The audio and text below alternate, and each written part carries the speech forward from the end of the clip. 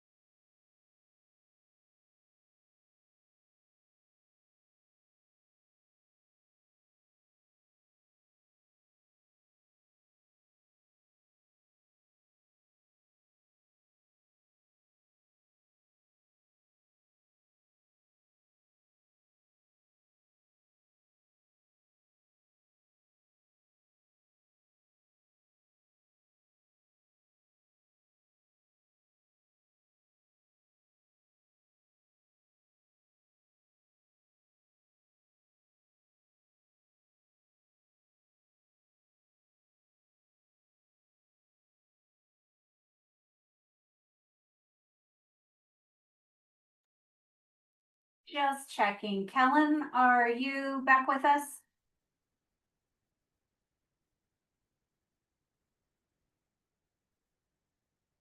Perfect. All right. No, you're fine. I just wanted to make sure. All right. On behalf of the Nebraska Arts Council, I'd like to welcome you to this panel meeting. My name is Rachel Morgan. I am the Director of Programs here at the Nebraska Arts Council. We have convened to review applications in the Arts Project Grant category. Decisions made by this panel will determine the funding for all applications.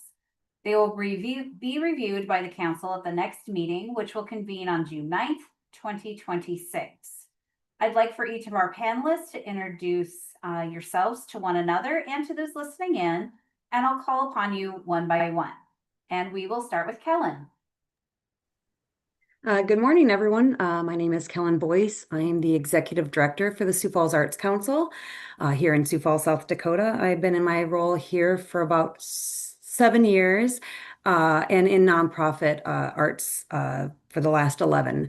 So just really honored to be here and to be a part of this process. Thank you, Kellen. And Rachel Combs. Good morning, I'm Rachel Halbin Combs. I'm the Director of Development for the Great Plains Theater Commons and also honored and excited to be a part of this process. Thank you. Danielle?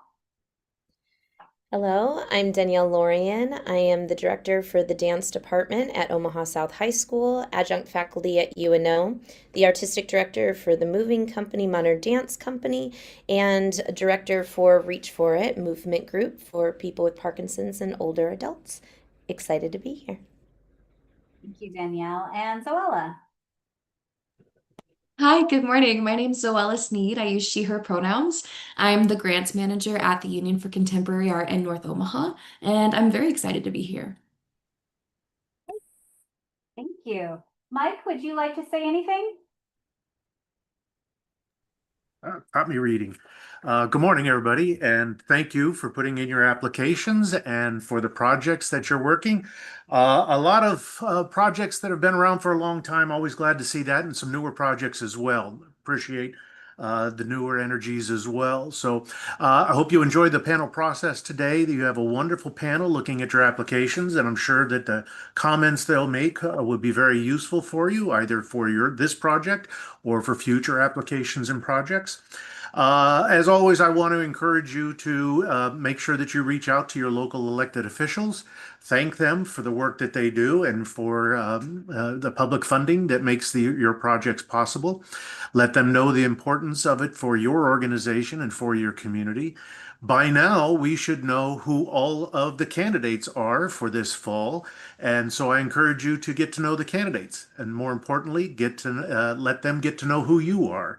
Now is when they're listening. So take the advantage of meeting with them, having them come to your events, as well as the incumbents.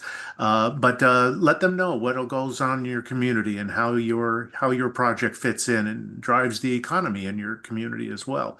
If you have any questions about how best to reach out to candidates or just give us a call or talk to our friends at the Nebraska for the Arts and enjoy the process. Thanks, Rachel. Thank you, Mike. So just a little bit about the process today. The reviewers have read and reviewed the applications prior to this panel and have scored them according to the rubric that was linked in the application. Applicants are encouraged to listen to the reviews, but will not be able to interact with the panelists. You will receive written minutes. They will be provided to all applicants. Award notices will be sent after the Nebraska Arts Council board meeting in June. Just as a reminder, Nebraska Arts Council staff are here to answer any questions for the applicants before applications are submitted, but we are not a part of the panel process. This conversation is for the panelists and staff who are here to clarify questions about the process. And we always tell applicants, we are more than happy to answer questions on the front end. Just a reminder that once it's submitted, we stay hands off and we turn to panelists. Elizabeth will provide a brief synopsis of each application before we begin the review, and then I'll call upon the panelists one by one in this order. Primary reviewer, secondary reviewer, and then the remaining reviewers one at a time. And with that, we will proceed with our first application. So Elizabeth, I'll hand it over to you. Thank you. Our first application is from the African American Empowerment Network for their 16th annual Christmas in the Village at 24th and Lake in North Omaha. The event will be held on the first Saturday in December and will feature local vendors, live entertainment, family arts activities, and cultural programming. Funds will be used to compensate artists and live entertainment. Thank you, Elizabeth. Our primary reviewer for this one is Kellen. Thank you, Elizabeth, for that intro. I'm, again, really honored to be here. And this was the very first application that I looked at. And I know we're not supposed to compare them, but this was, I print everything out also, everybody. So I'm that girl. I was just so very excited to review this one. It sounds like, you know, every time we see this, Mike had mentioned having multiple years in existence. You know, we can see these things that are obviously community staples, and then just to see how much work they do behind the scenes, how much work they do on the ground. It's much more than like a pop-up Christmas village. This is an asset for the community and a resource that is just so robust, and it doesn't just hit the arts, which I love because we need to integrate all those things all the time, right? To continue to tell that story about the arts and how we can empower individuals. Some just shining things as far as the artistic merit that and again, as I review these, artistic merit is a hard one to score low for me because I feel like everybody brings their A game. So, and we're not comparing, so we can't compare, but things that really stuck out were the photographers for the family photos. I think that for me sits in a place where a lot of people don't take family photos anymore. But also there's an opportunity there to get those moments captured annually. And I know, I mean, it's more for grandma or mom or whoever, but the idea of having that opportunity to take a family photo. Of course, the crafts, the live performance were amazing, you know, just to hear about all the different things and activities that people can participate in. But the family photo one hit me so hard because it was like, that is something families are going to dress up for. They're coming for. That's huge. That's an event. That is a moment, at least for those families that are participating. And it sounds like with the artist markets and all those other opportunities, yes, they hit that merit so high for me. The other things, as far as like the planning, the details, they do it all. They're year-round planning. It sounds like they're just boots on the ground.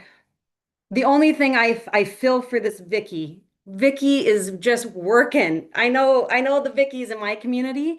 And I just have so much respect for community organizers that are just like, they're doing all the hard work. So I just had a lot of good vibes for Vicky going forward, but also hoping that this group is taking care of Vicky so she can do all the things she needs to do. Because even in those roles, some of those are thankless, and I'm sure their communities are coming around and everybody's rallying so she can get all this work done, because this is a huge lift. And it sounds like, again, I mean, 16 years, it's a community asset. So having the vitality to move those things forward is so important. I just ranked very high in my book there.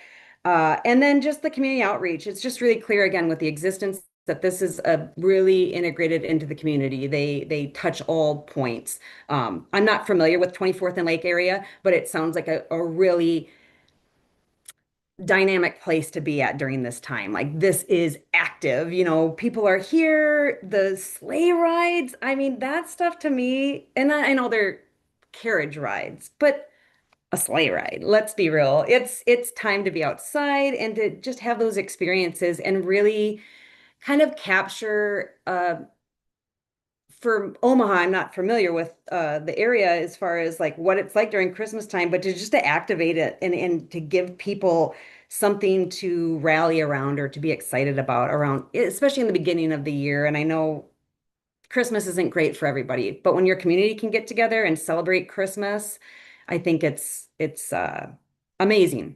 No matter what part of Christmas you're partaking in, the religious part or the toy part. Our society is touched by Christmas, rather, capitalism and all that fun stuff, but we do have great ways like this. And again, to marry this with resources that are vital for this community to have, just thought that was really amazing. So again, I was honored to read this one. It was so well written. They dotted all the I's, crossed all the T's, even to the total request amount requested versus how much this event actually takes to put on. That was very impressive to me, that they had so many community partners, so many people coming together in kind, actual donations, bodies moving this project forward. It definitely was one that ranked high for me. Great, thank you, Kellen. And Zoella, you're our secondary. Hi. I mean, Kellen really hit it on the head. As someone who works on 24th and Lake, and 24th and Lake is my artistic home, I can really speak to how important and vital this event is in the North Omaha community. And not only is it a community asset, it's a cultural placekeeper for the Black community here in Omaha. Everything Kellen said, absolutely. I also just want to speak to, I think it's so wonderful to see how much it has grown, and they included that in their application of like what it's looked like in past years and what it looks like now. And even just to see the jump between last year or a couple of years ago versus last year, is really hopeful and enlightening for what it's going to look like for this upcoming year, which was something that I really latched onto. The budget looked great. The the photo gallery of all of the pictures was really touching to me. To see those smiling faces of those family photos and of all of the different artists in the artist market, and just the way that the artists in the community come together. And yes, it's called Christmas in the Village, but it's everyone, it's everybody from all sorts of backgrounds coming together to celebrate not even just Christmas or the holidays, but to celebrate each other, which feels really, really important. So just uplifting everything Kellen has already said. Thank you, Zoella. Rachel, anything you'd like to add? I would certainly concur with everything that's been said. The only thing that I would, I think, add that hasn't been touched on is I really appreciated how much data this application provided to support its case. I was really impressed with things like the higher than anticipated turnout on a bad weather day, the 98.3% attendee recommendation, and just it can be a challenge in our field to provide reliable data, but it really does help make our case and also help reviewers to really assess impact. And I felt like this application really provided information as well as the sort of, for lack of a better word, emotional appeal around the quality of what this event provides for this community. So. Thank you. Danielle? Again, concurring with what everybody said, felt the same way. And the only other thing I would add is just that the benefit to the businesses in the area too, that is a seamless connection, that they're all working together, but that it's also promoting local businesses and things that are in that area as well. So not only for the event itself, but for the businesses and the people in those communities as well. So, yep, all positives. I had no areas of weakness. Thank you. All right, if you need to adjust any scores, you have time to do that. When you're ready to move on, just give us a thumbs up and let us know.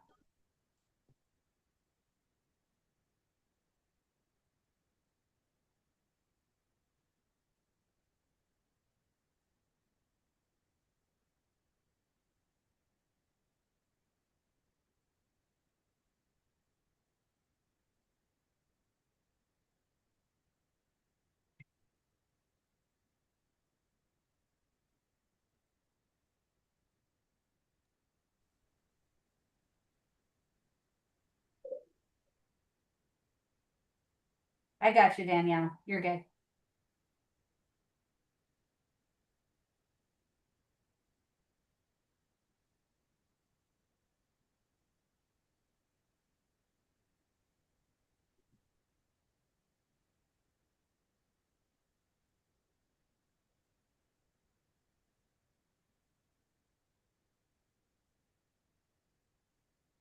Okay, I've got Danielle, I've got Kellen.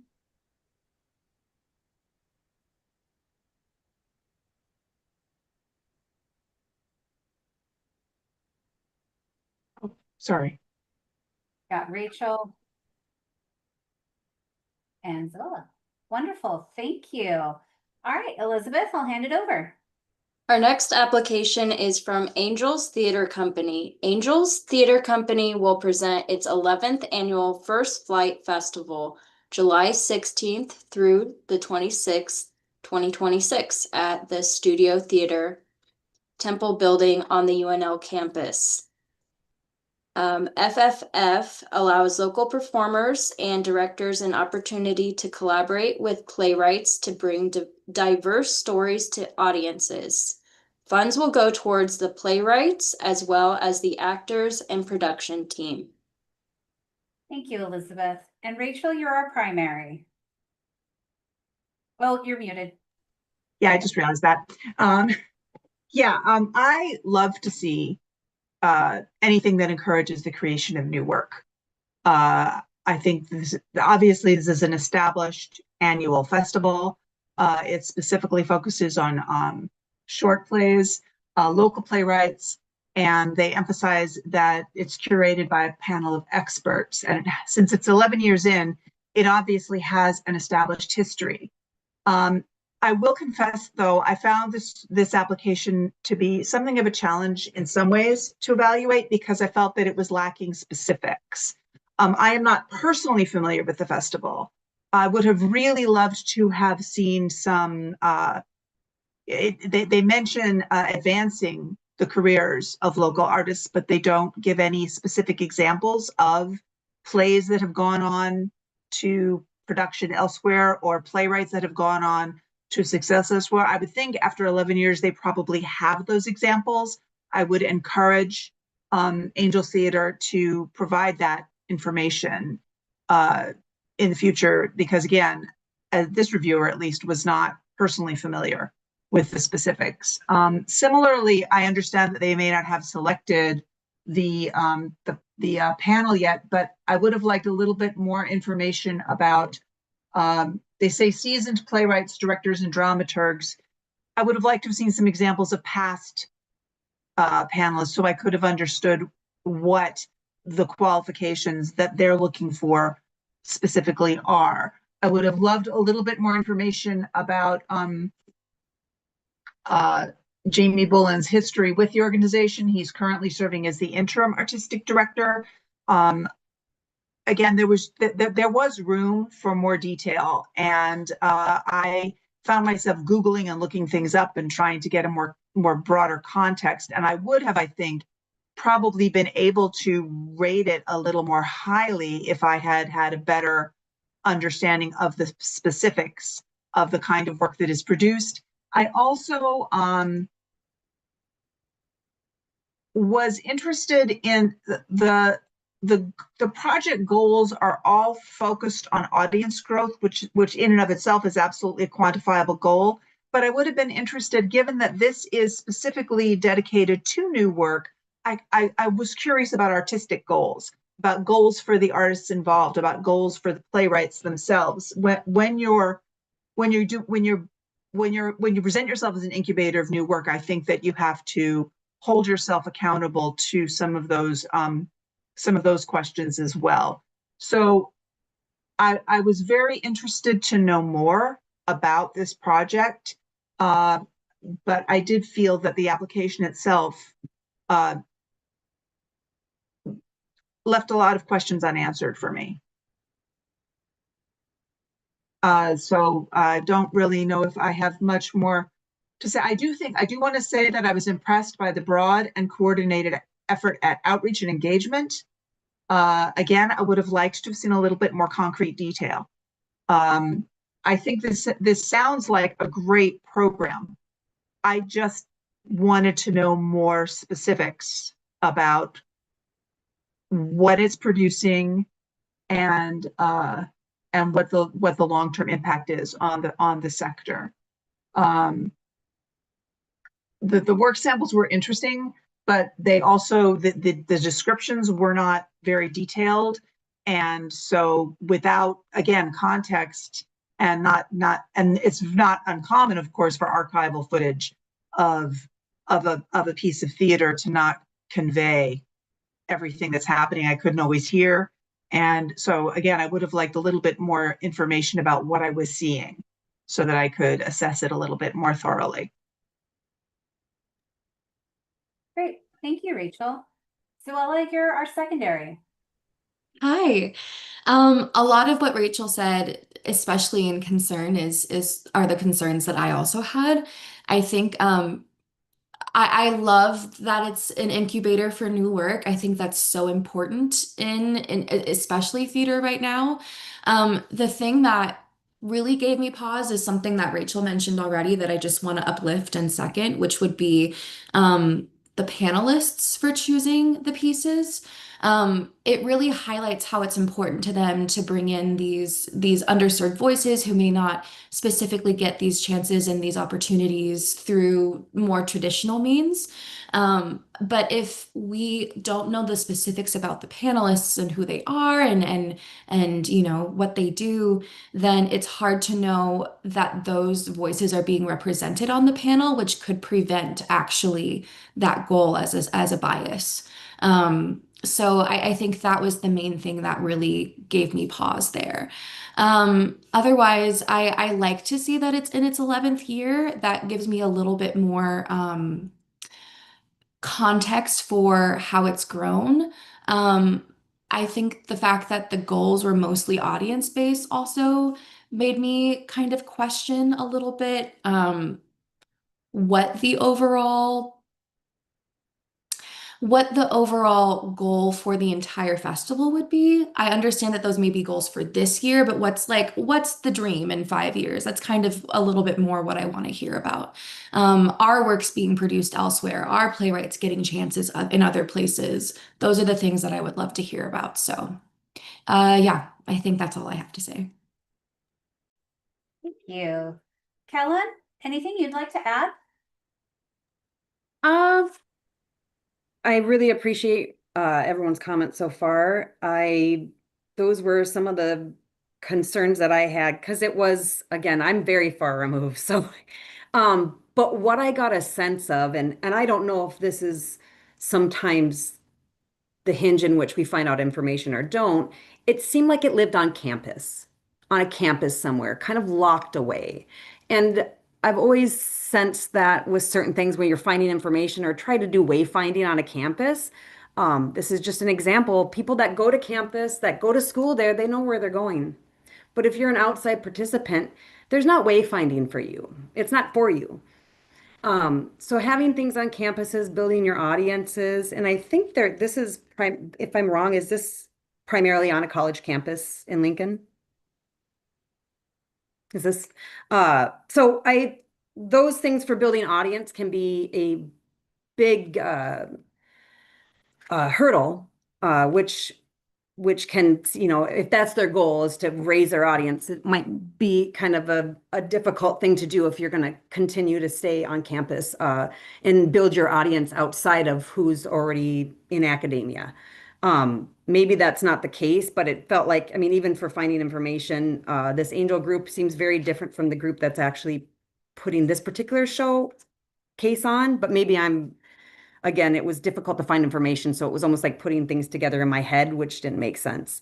My bigger concern, maybe on the budget aspect, was just the dollar amounts. And this is just in my mind. Maybe I don't understand the playwright royalty process, but there was an allotment for 14 playwrights to receive $100. In tune, they are also having admission for this, and that's what they're trying to build. Half of their funding came from admission, if I'm reading this right. Maybe I'm reading this incorrectly. So where was it? Sorry. This was like, again, one of the things that kind of, to me, it's like if you're going to be taking artists' work and then selling tickets for it, it seems like there could be a better blend of how that's distributed. And that's just my layman way to think of this. And I wish I could see where it does say specifically funds from the income coming in from ticket sales, because that just made me go, oh, 5,000 from ticket sales is what they're hoping for. So again, you're building an audience just to support this program, but it, kind of to everyone else's point, what is the point of the program? What is the point of moving this forward? Audience members equal more people, but really, what we know with the arts and maybe just visual arts is people come to support you. Your friends do, your family do. So to grow that audience is really to build who's coming to the thing, and maybe giving more opportunity than $100 for your work might be more appealing for people. And that might be a way to leverage more bodies in the room. If that makes sense. Thank you, Kellen. And Danielle? I do echo what my colleagues here have talked about. I did appreciate that there's mentoring that's happening for more novice playwrights. So I was appreciative of that. But one of my two biggest questions were what is being done with the data that's collected to inform future changes and adaptations to their process and to reaching their goals. I was not clear about how they were utilizing that data for future decision making. And I also echoed some of the questions about where it goes later. They mentioned touring to educational facilities, but that seemed more past tense in the language. And so I wasn't sure if there was any current connections with allowing these pieces of work to become part of educational opportunities or not. That just was unclear to me. So Thank you, Danielle. We'll take some time. If you need to adjust scores, you have time to do that. Just give me a thumbs up when you are ready to move on to the next application.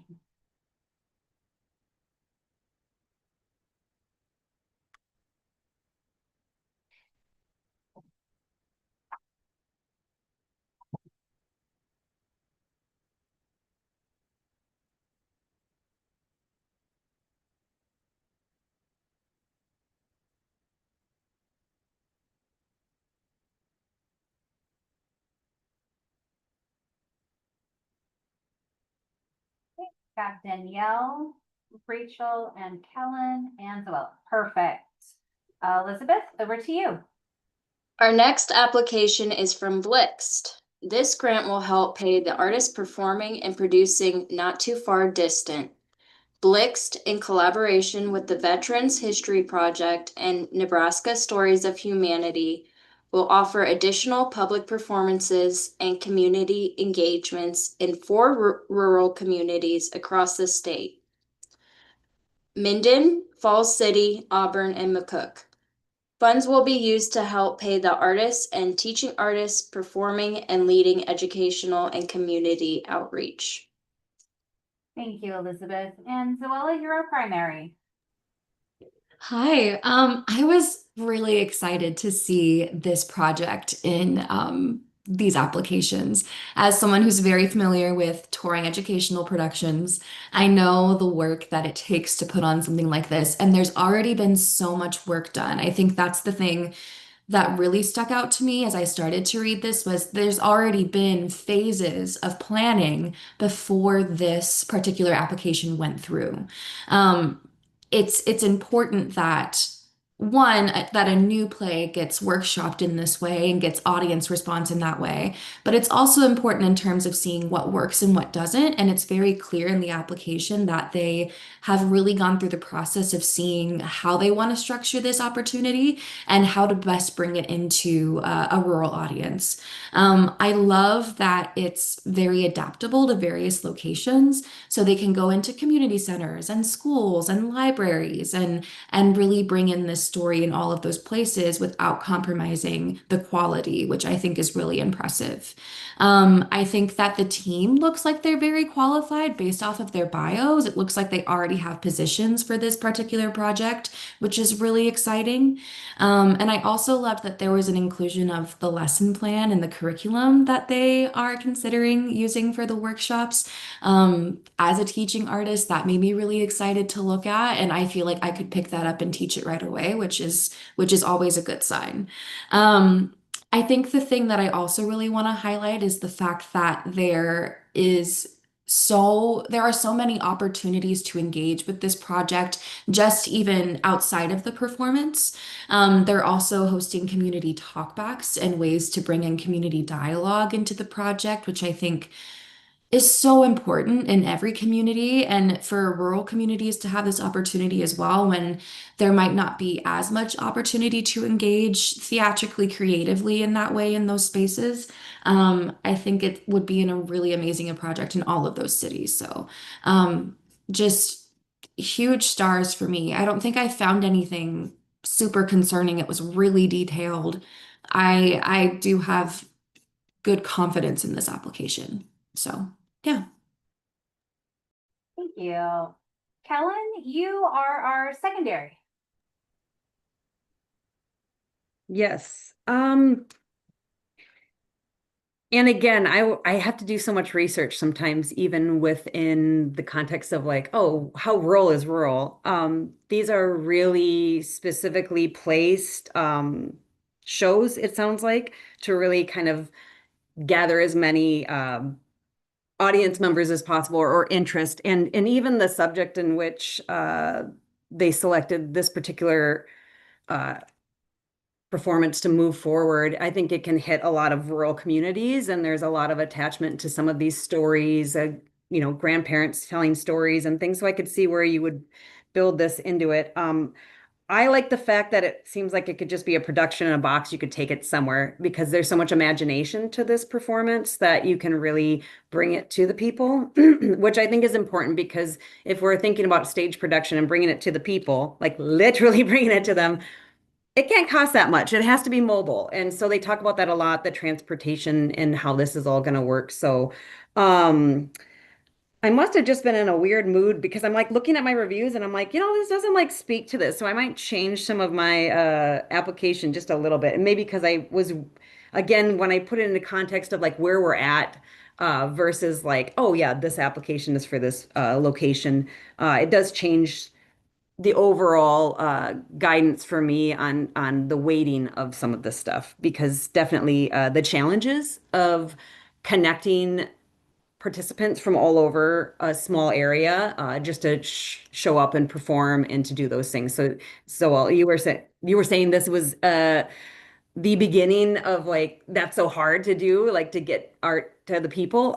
So yes, this is definitely one of those that is a production in a box that you can take somewhere and you can actually perform it. As far as like the attributes to like being a new playwright and having your work performed in different places, that's a perspective I did not understand. So I appreciate you mentioning that because that is gold, to have it performed in front of people and to have a group willing to take your work out there and perform it to audiences, and then you can learn from that. So a wonderful opportunity for this playwright to continue to grow and hopefully create more work. Thank you, Kellen. Rachel, do you have anything you'd like to add? I concur with everything that's been said. The only things that I would add that I don't think have been mentioned is I would commend them for the overall strength of their work samples. That was really helpful. And their outreach and engagement plan is just stellar, both in the plan itself and the detail with which it was presented. Thank you. And Danielle. Completely concur. And one aspect or nuance to that community outreach is that I appreciated that the process of really listening to the communities that they were going into, because at first they had offered choices and then realizing that that then it was more of a let's just have a conversation and figure out how it's going to best serve this community and the veterans organizations that are in it and the other populations of people that are coming. So I just appreciate that there seems to definitely be a dialogue that's happening between both entities instead of just the company itself. Showing up and being like, this is what we're doing. The fact that there is definitely a collaboration happening between them. Thank you. All right, we will take some time if you need to adjust anything. Just give me a thumbs up when you are ready to move on. Rachel, Kellen, Luella, and Danielle. Perfect. All right, Elizabeth. Our next application is from the Cathedral Arts Project for their 42nd annual Flower Festival at St. Cecilia's Cathedral. The event will feature 30+ floral artists, and around 8,000 people are expected to attend the 4-day event during January 28th through the 31st, 2027. The grant will fund the floral artists who are participating in the event. Thank you, Elizabeth. And Kellen, you're our primary. Yes, thanks. So yeah, the cathedral, this is exciting and interesting, and I had no idea these things occur in cathedrals. So this is again, not being from the area, I'm not familiar with this event or activity, but I'm sure if you are, this is probably one you've heard of or know of.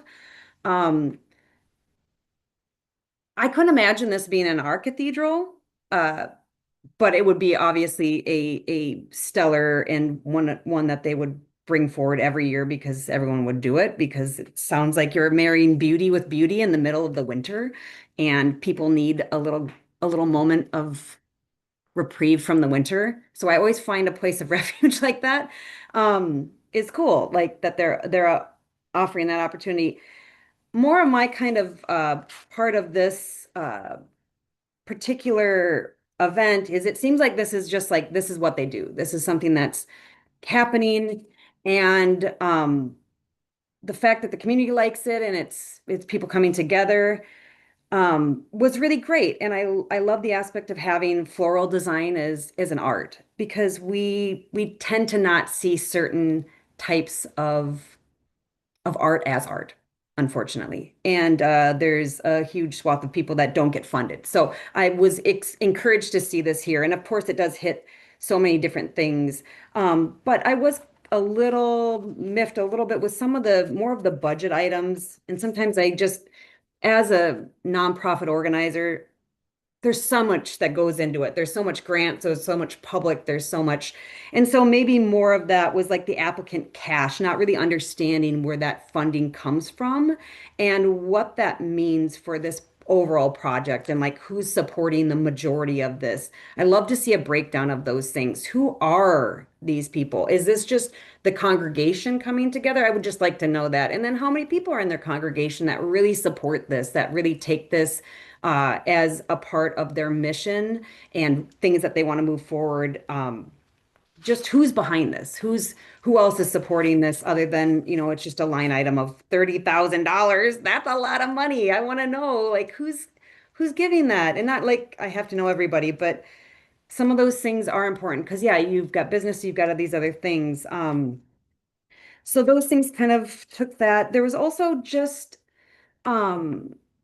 maybe some opportunities to do some other potential outreach that I wasn't seeing. And maybe it was because there was a lot of things just kind of swimming around that I was like, oh, this seems like they've got this down, they've got this down. What are the other opportunities to expand this and really bring the public in different ways? And it sounds like they give opportunities to give the public access to this. Even having like a bit of a fundraising effort in the beginning, maybe when the flowers are super fresh, to let a super previewed group go in for a little extra funding. And maybe that's where the applicant funding is coming from. I'm not sure where everything is coming from, but it seems like, again, something that goes on, that's been taking place. It's great that they have the funding that they do receive. They have great outreach. They have good community partnership. But just curious with these events. I mean, if they're there for the sake of being there, how do they grow? How do you bring more people into floral arts? And is that something that needs to continue to build, or is this it? Is this the scope for the floral artists?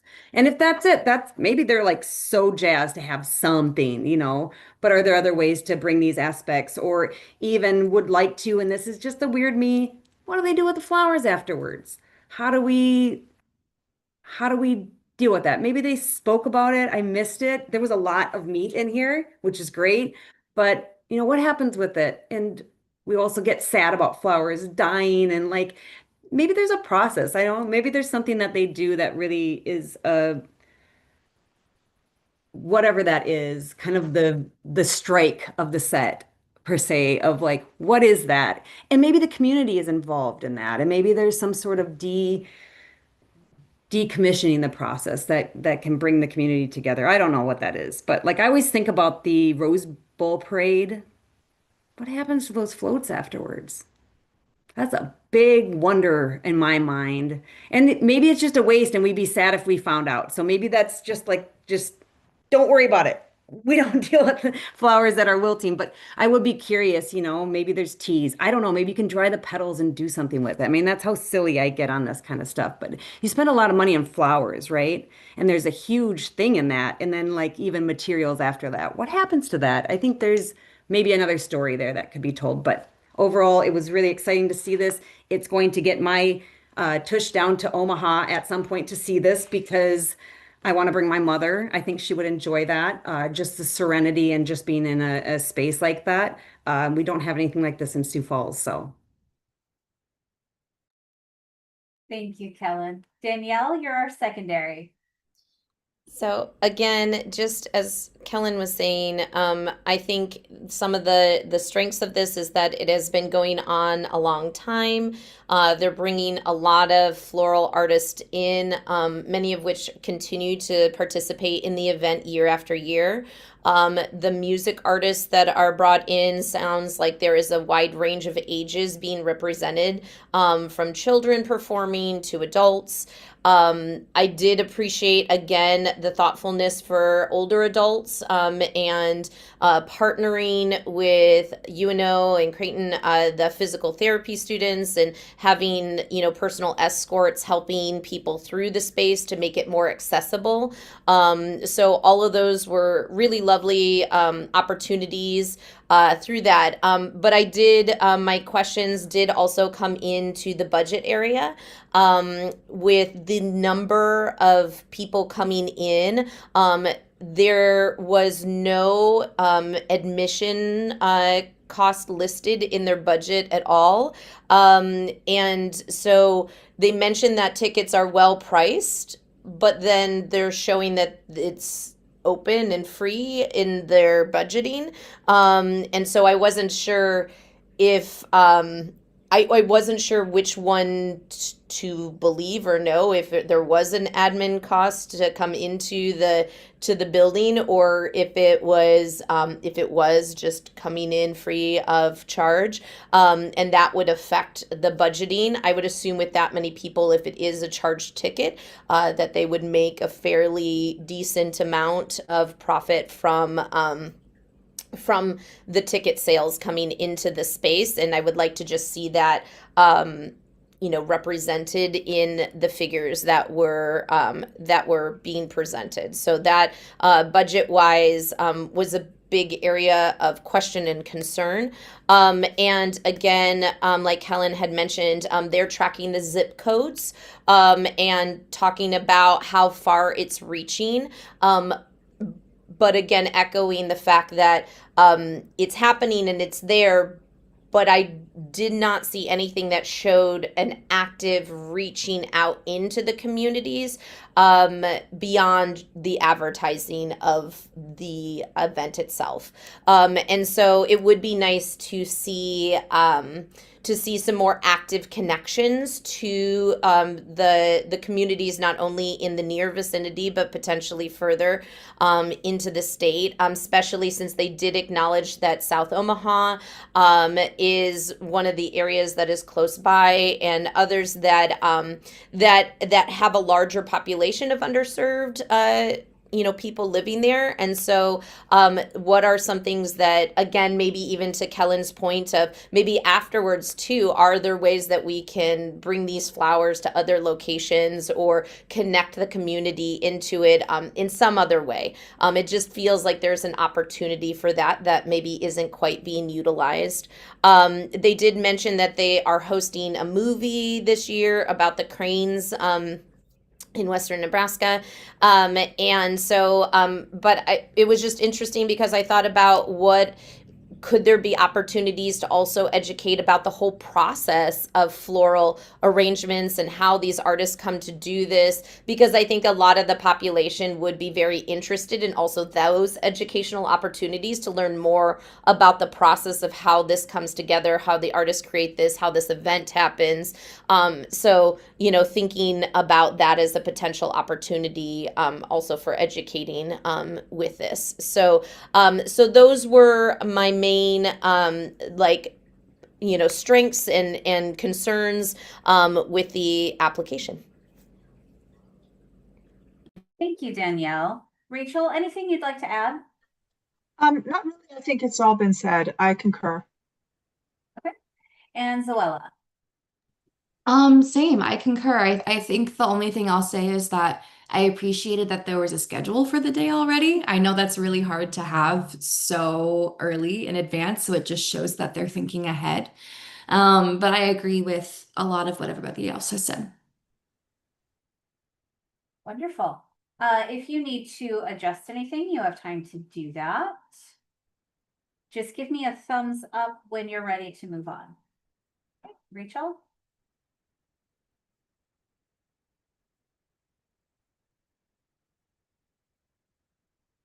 Danielle?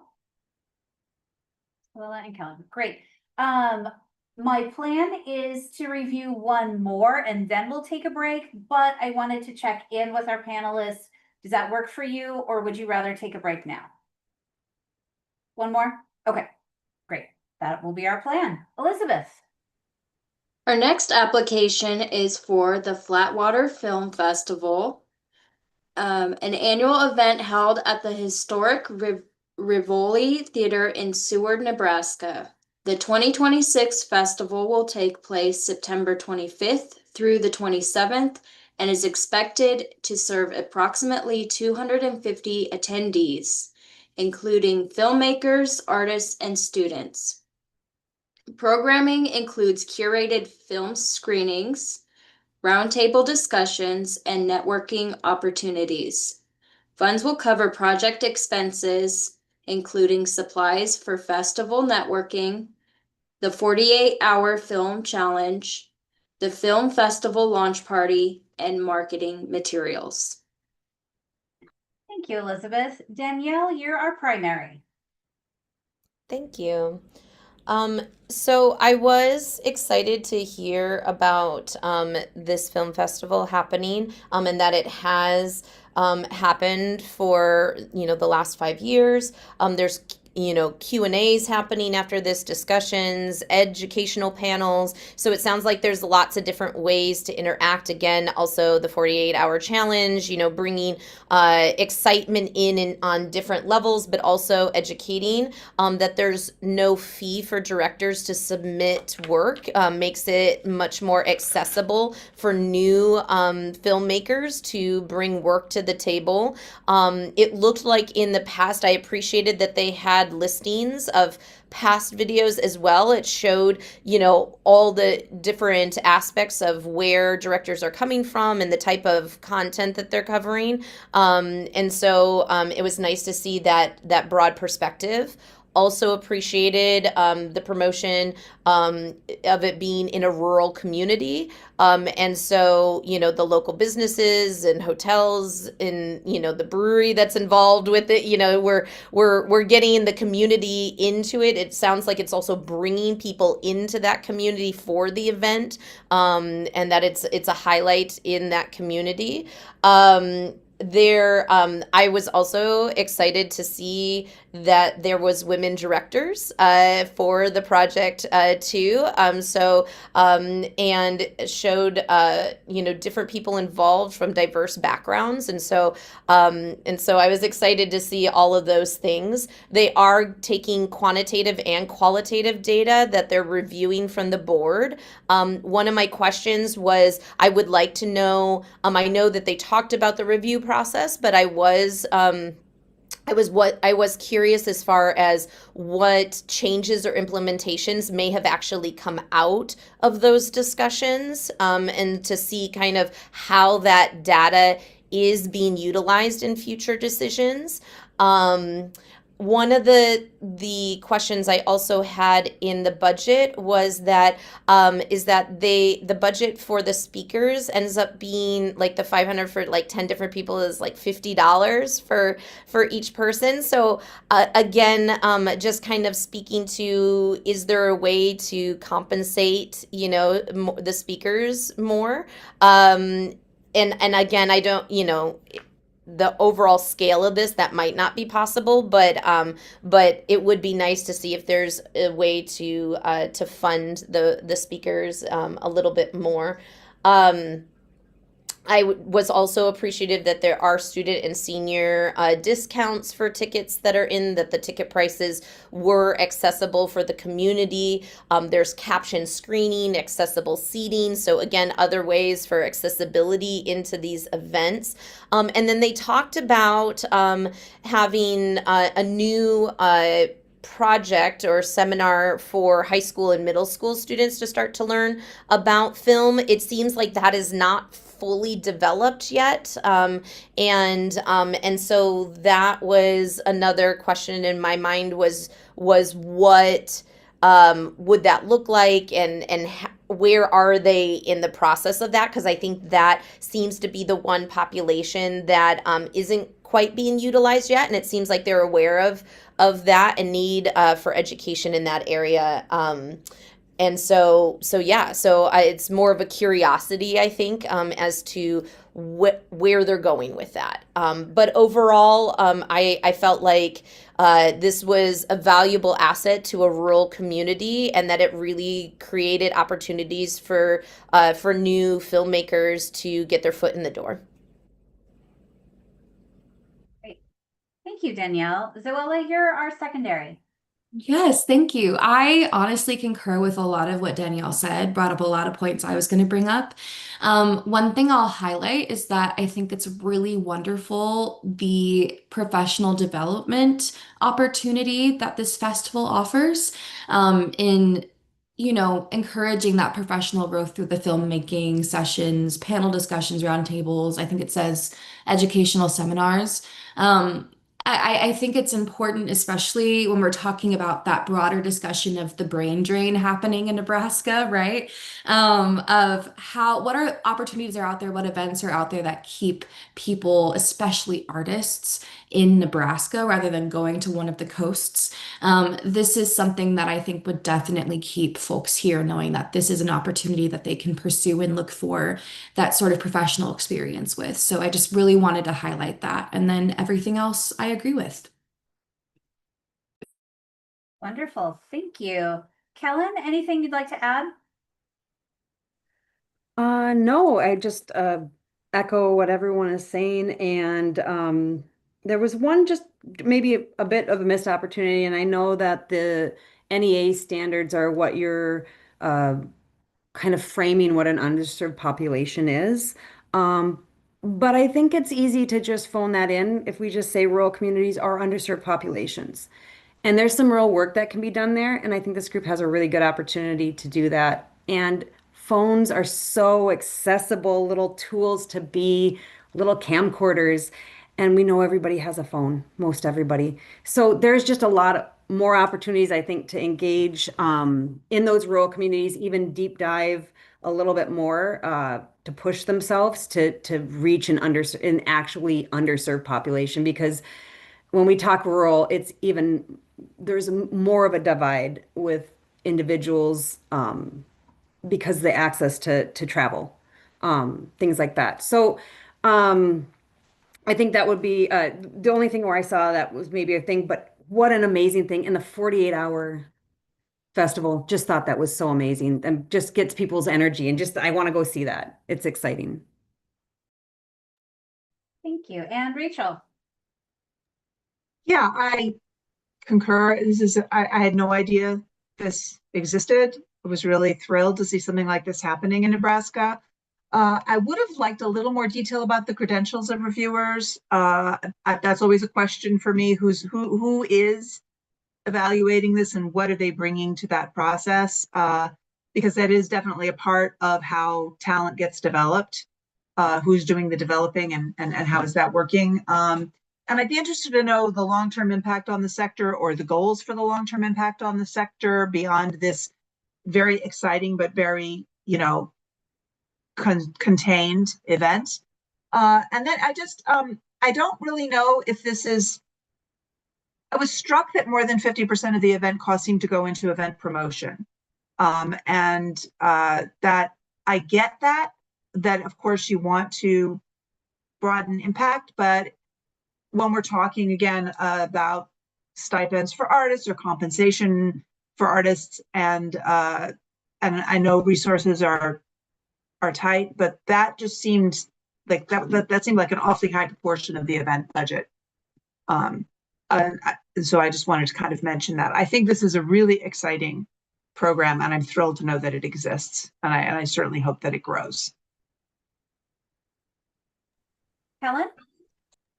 I just wanted to speak to that real quick, Rachel. When I think about the cost of that, because that did come up in my mind, if that was really high, is that they're so rural, they have to hit up everybody. I mean, they're like trying to like mail things out I mean, just like and even to go hang up posters to have someone traveling to do those things. I mean, I just think about that.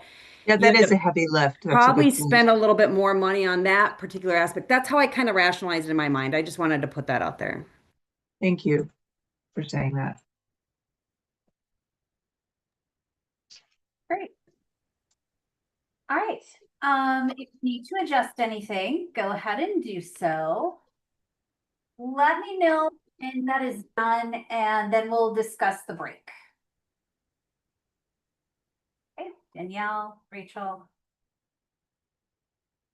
Zoella. Oh, okay. So what we'll do, we'll take a break until 10:05. During that break, just turn off cameras and your mic. When you come back, turn your cameras back on so we know that you're ready. Wonderful.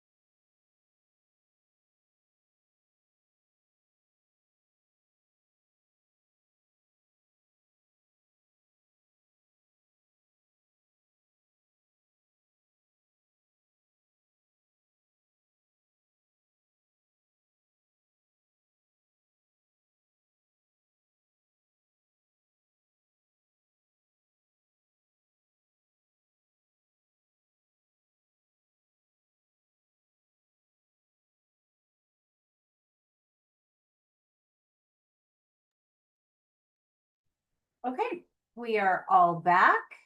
So we'll let Sam take the slide down. Perfect. And Elizabeth, I'll hand it over to you.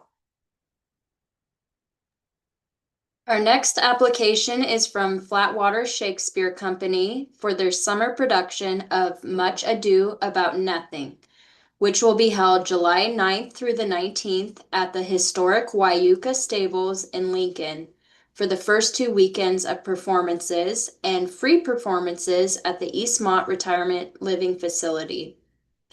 Awarded funding will support artist pay and supplement production and operational costs. Thank you, Elizabeth. And Rachel, you are our primary on this one.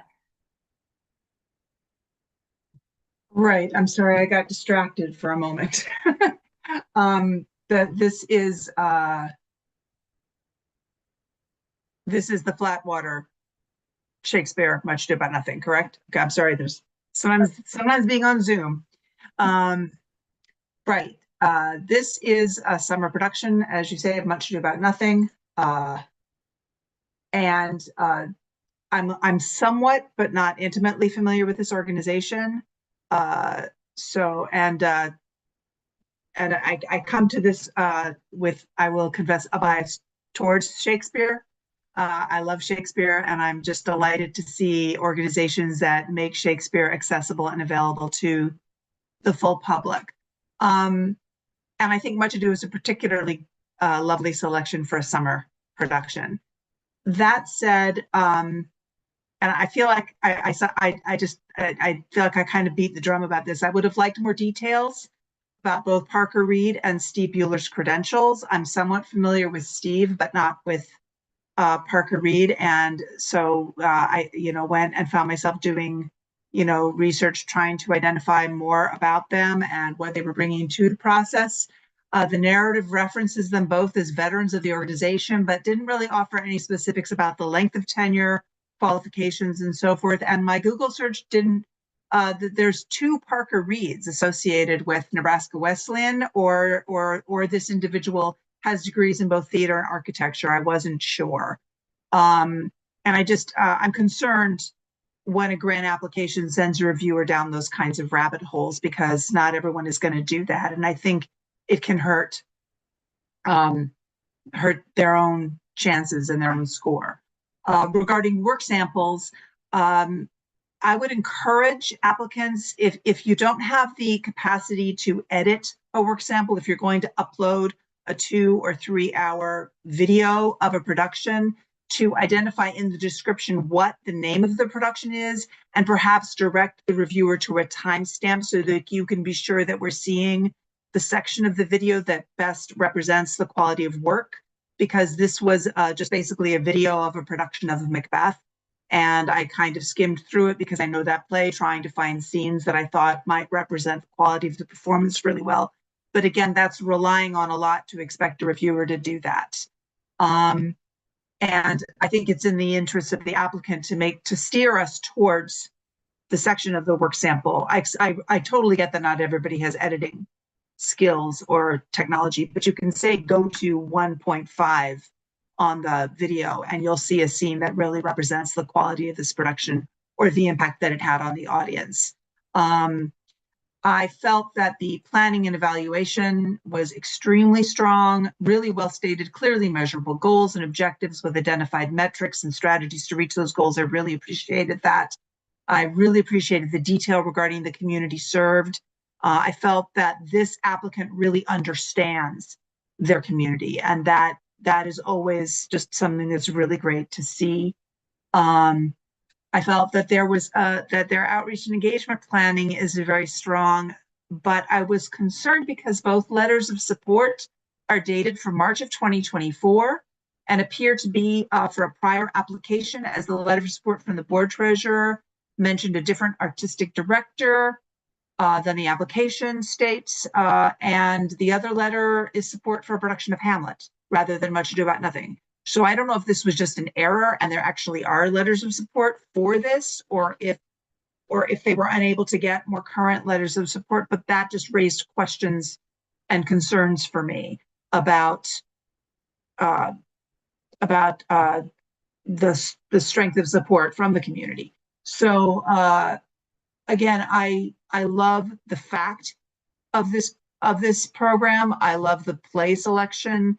I really appreciate, as I said, the planning and evaluation, the energy that clearly goes into this program. But I felt that the application itself maybe didn't represent this project as effectively as it could have. And that was a concern. Thank you, Rachel. Danielle, you're secondary. Thank you.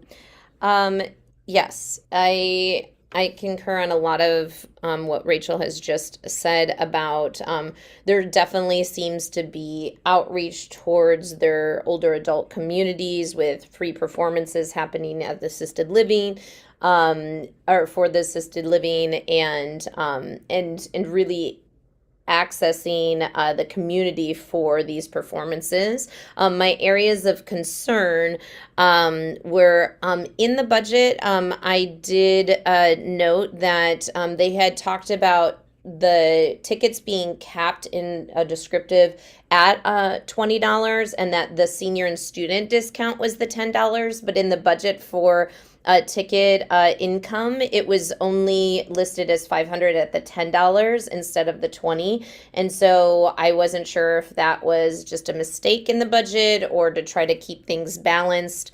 But I did note that the amount for admission fees for the performance was only acknowledging the discounted rate for the tickets instead of the full price ones.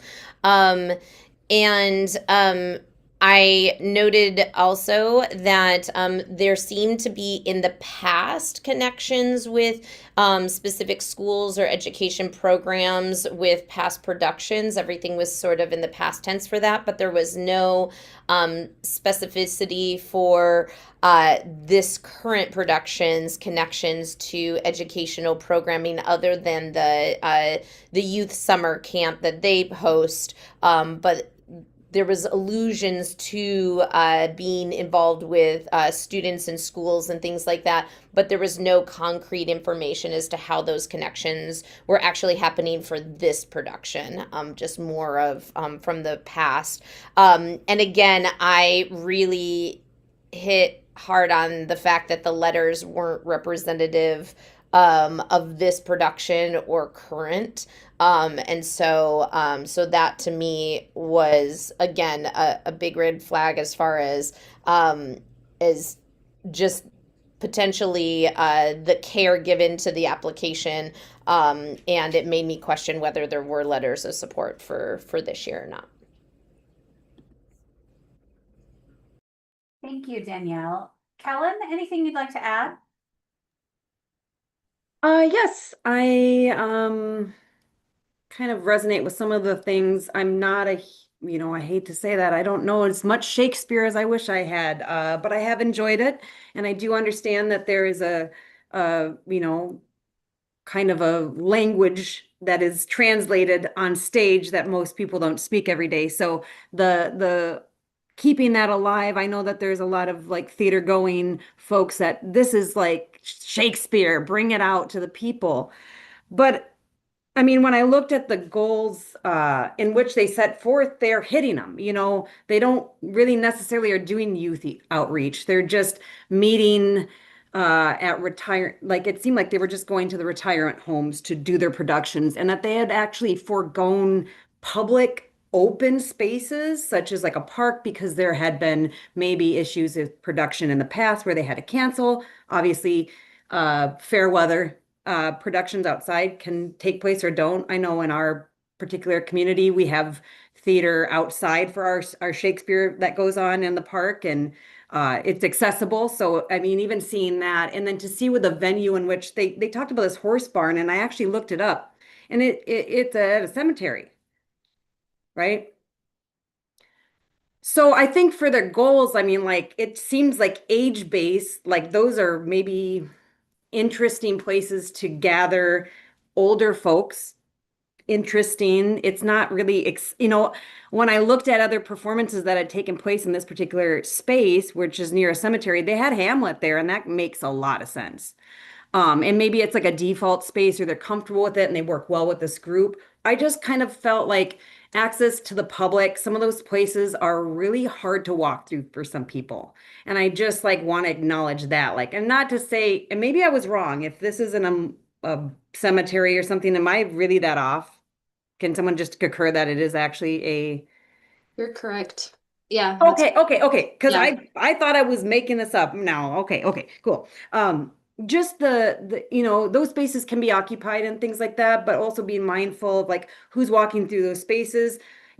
People that deal with death every day may be cool, but maybe not for a new audience. And if your goal is to maybe not expand the knowledge. I went and saw Shakespeare when I was in high school. I love it that they're bringing it to retirement homes, but there's maybe a potential to keep Shakespeare alive, that was just, it felt that. And I'm like, it was hard for me to see this like continue to grow when it's in spaces that are limiting and don't really have a growth space, like because they're literally in a nursing home or potentially places that people can't access, that aren't necessarily open to the public in that sense. But that was, again, I mean, maybe I'm way off base. I just felt like that kind of took a really big step back and like, what does this group want to do in the future and where do they want to go?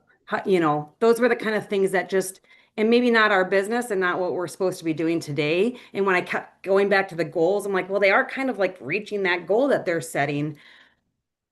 Is that part of what we're doing is saying those are applicable goals that actually meet a bigger goal of like bringing the community together or things like that. So I guess like my idea of the goal and like what this was just didn't feel right in that, where it was like I know they were meeting it what in which they set the standard for, but I felt like it was kind of a low bar in public access points, touch points. Did you see the thing about the youth camp though? Because they do mention pairing the production with a free Little But Fierce youth camp to provide direct example and teaching opportunities. So it's in the project goals section, supporting educational content. So I just wanted to make sure that you caught that, because I think No. a lot of your concerns are interesting, and but I did see like a cross-generational outreach scope in that section. I'm not familiar with Little But Fierce Youth Camp, but it sounds I don't like- know and I'm not familiar with the youth camp at all. So I guess, I mean, maybe more context and maybe I missed a big chunk of that in the examples. But I just wanted to mention that. no, I appreciate that. Yeah. All right, Zoella. Hi. The majority of my concern lies in just the section where they were talking about community demographics. They talk about Nebraska as a state. Demographically, they talk a little bit about Lincoln, but the largest thing they mention is just that Lincoln is a refugee hub and serves. They talked about how Lincoln Public School serves refugees, and I think something that was missing from their application for me was an inclusionary statement. I know they just released their cast list for this show, and only 2 out of the, I think, 16 or 17 actors are actors of color. Which to me, when you're telling classical stories, like Shakespeare, especially as a Black theater artist, I feel challenged by that because I think it maybe possibly speaks to their outreach. I think it's really wonderful that we are still telling these stories in this way, but I am curious about how they can expand into really, really seeking many voices in their community, is what I'll say. Thank you. All right, I will give you some time if you need to adjust anything. Just give a thumbs up or let me know when you are ready to move on to the next one.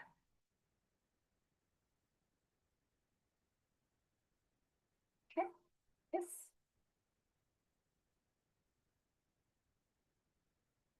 Perfect. All right, Elizabeth. Our next application is from the Fremont Opera House for their community production of You're a Grand Old Flag, with 2 performances on Saturday, July 11th, 2026. The performances will coincide with the John C. Fremont Days celebration and the 250th celebration of the U.S. Constitution. The Fremont Opera House will use funds to offset production expenses. Thank you, Elizabeth. And Danielle, you're our primary. Thank you. I will be upfront in saying that I struggled a lot with this one. But I will talk about some of the things that I think are strengths and then my areas of concern and question. I think that it looks like that the Fremont Opera House does do a wide variety of productions to hit a lot of different age groups and people and interest in the community. So it seems like this is a way for them to connect to a festival in their community and, you know, and connect the arts to their community in that way. That they are creating a free performance, preview kind of performance before the thing in the park, but then, you know, the actual event is in the Opera House. It is a low ticket price for $5. Children are free, so the accessibility to that is in there. Where my concerns come in is that, first of all, there was not a lot of information about the production itself, and I reached out even to Elizabeth to try to she sent me some information because when I was looking at Grand Old Flag, again realizing that Cohen had written it, but originally for the production of George Washington Jr., that musical back in 1906, and that Give My Regards to Broadway was from like a Jump Johnny production in 1904. You know, so trying to find a production that had both of those in there, I was, you know, struggling. We found it. But part of why I wanted to better understand what this production actually included was because understanding theater history from that era, there tends to be a lot of racist tropes that tend to be embedded into productions around this era of theater. When we look at coming from minstrel to vaudeville shows and how these then became early musical theater. And so I really, knowing some of that history, I wanted to make sure that the production did not cover some of that content area. And it was really hard to find that information. It seems like it is more of a farce of you know, with like gangsters involved and stealing the Constitution, and people who are kind of inept in the community at preserving it, and you know, and the hijinks that comes with that. But again, I don't know a lot about this production, and the application did not specify much about it. And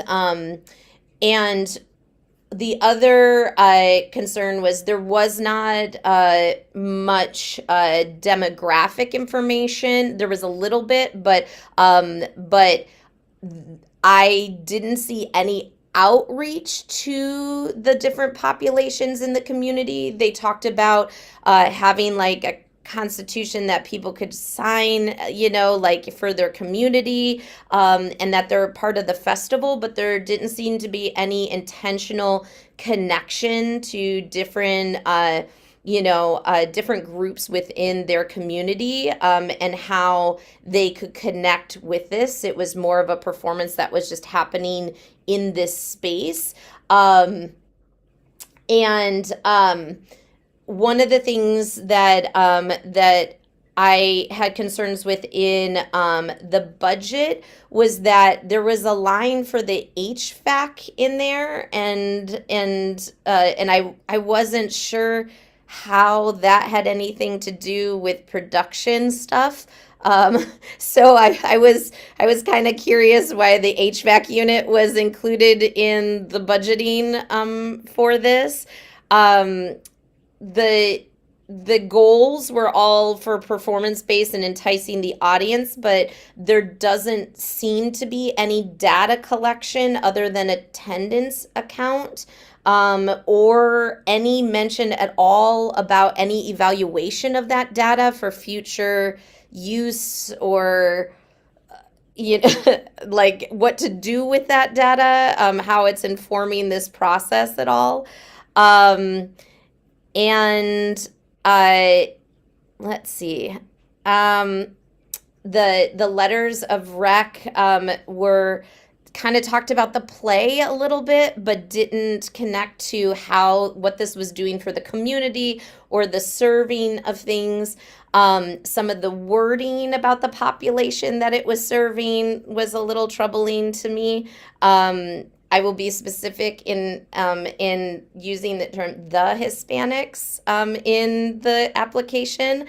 So I just had a lot of difficulty, and for a lot of different reasons, but mostly because of a lack of clarity of the production itself, a lack of understanding how it's outreaching to the community and how it could be potentially educational, and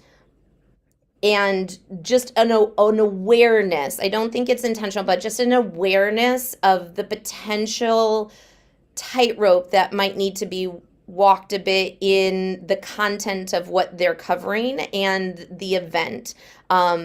Things like that. So I think it felt like there was a large lack of awareness of the potentials that they might need to address involving this situation. So that is my review. Thank you, Danielle. Rachel, you're our secondary.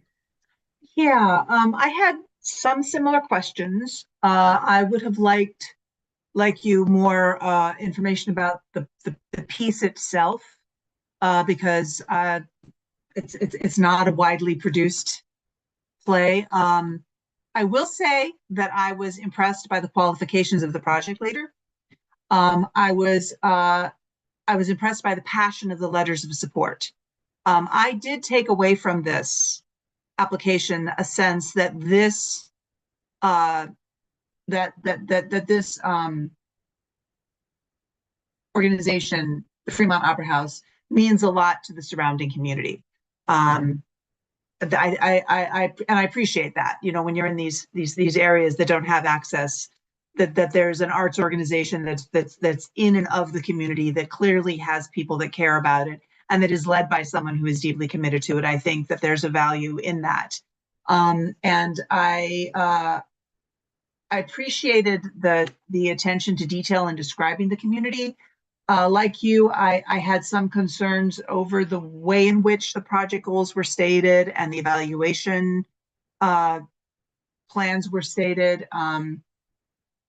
But I don't have much to add to what you've said, except that I do want to call attention again to the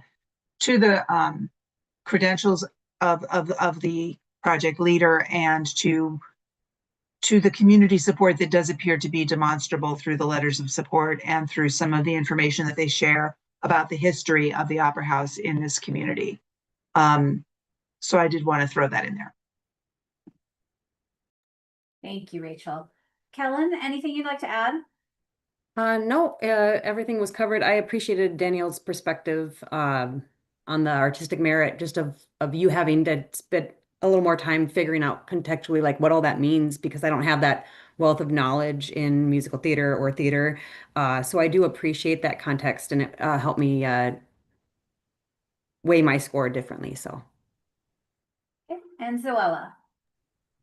I concur with everyone, and thank you, Danielle, for looking into all of those things. All right. I'll give you a few minutes. If you need to adjust anything, you have time to do that. Otherwise, just let me know when you're ready to move on. Okay. Helen, Danielle, Zoella.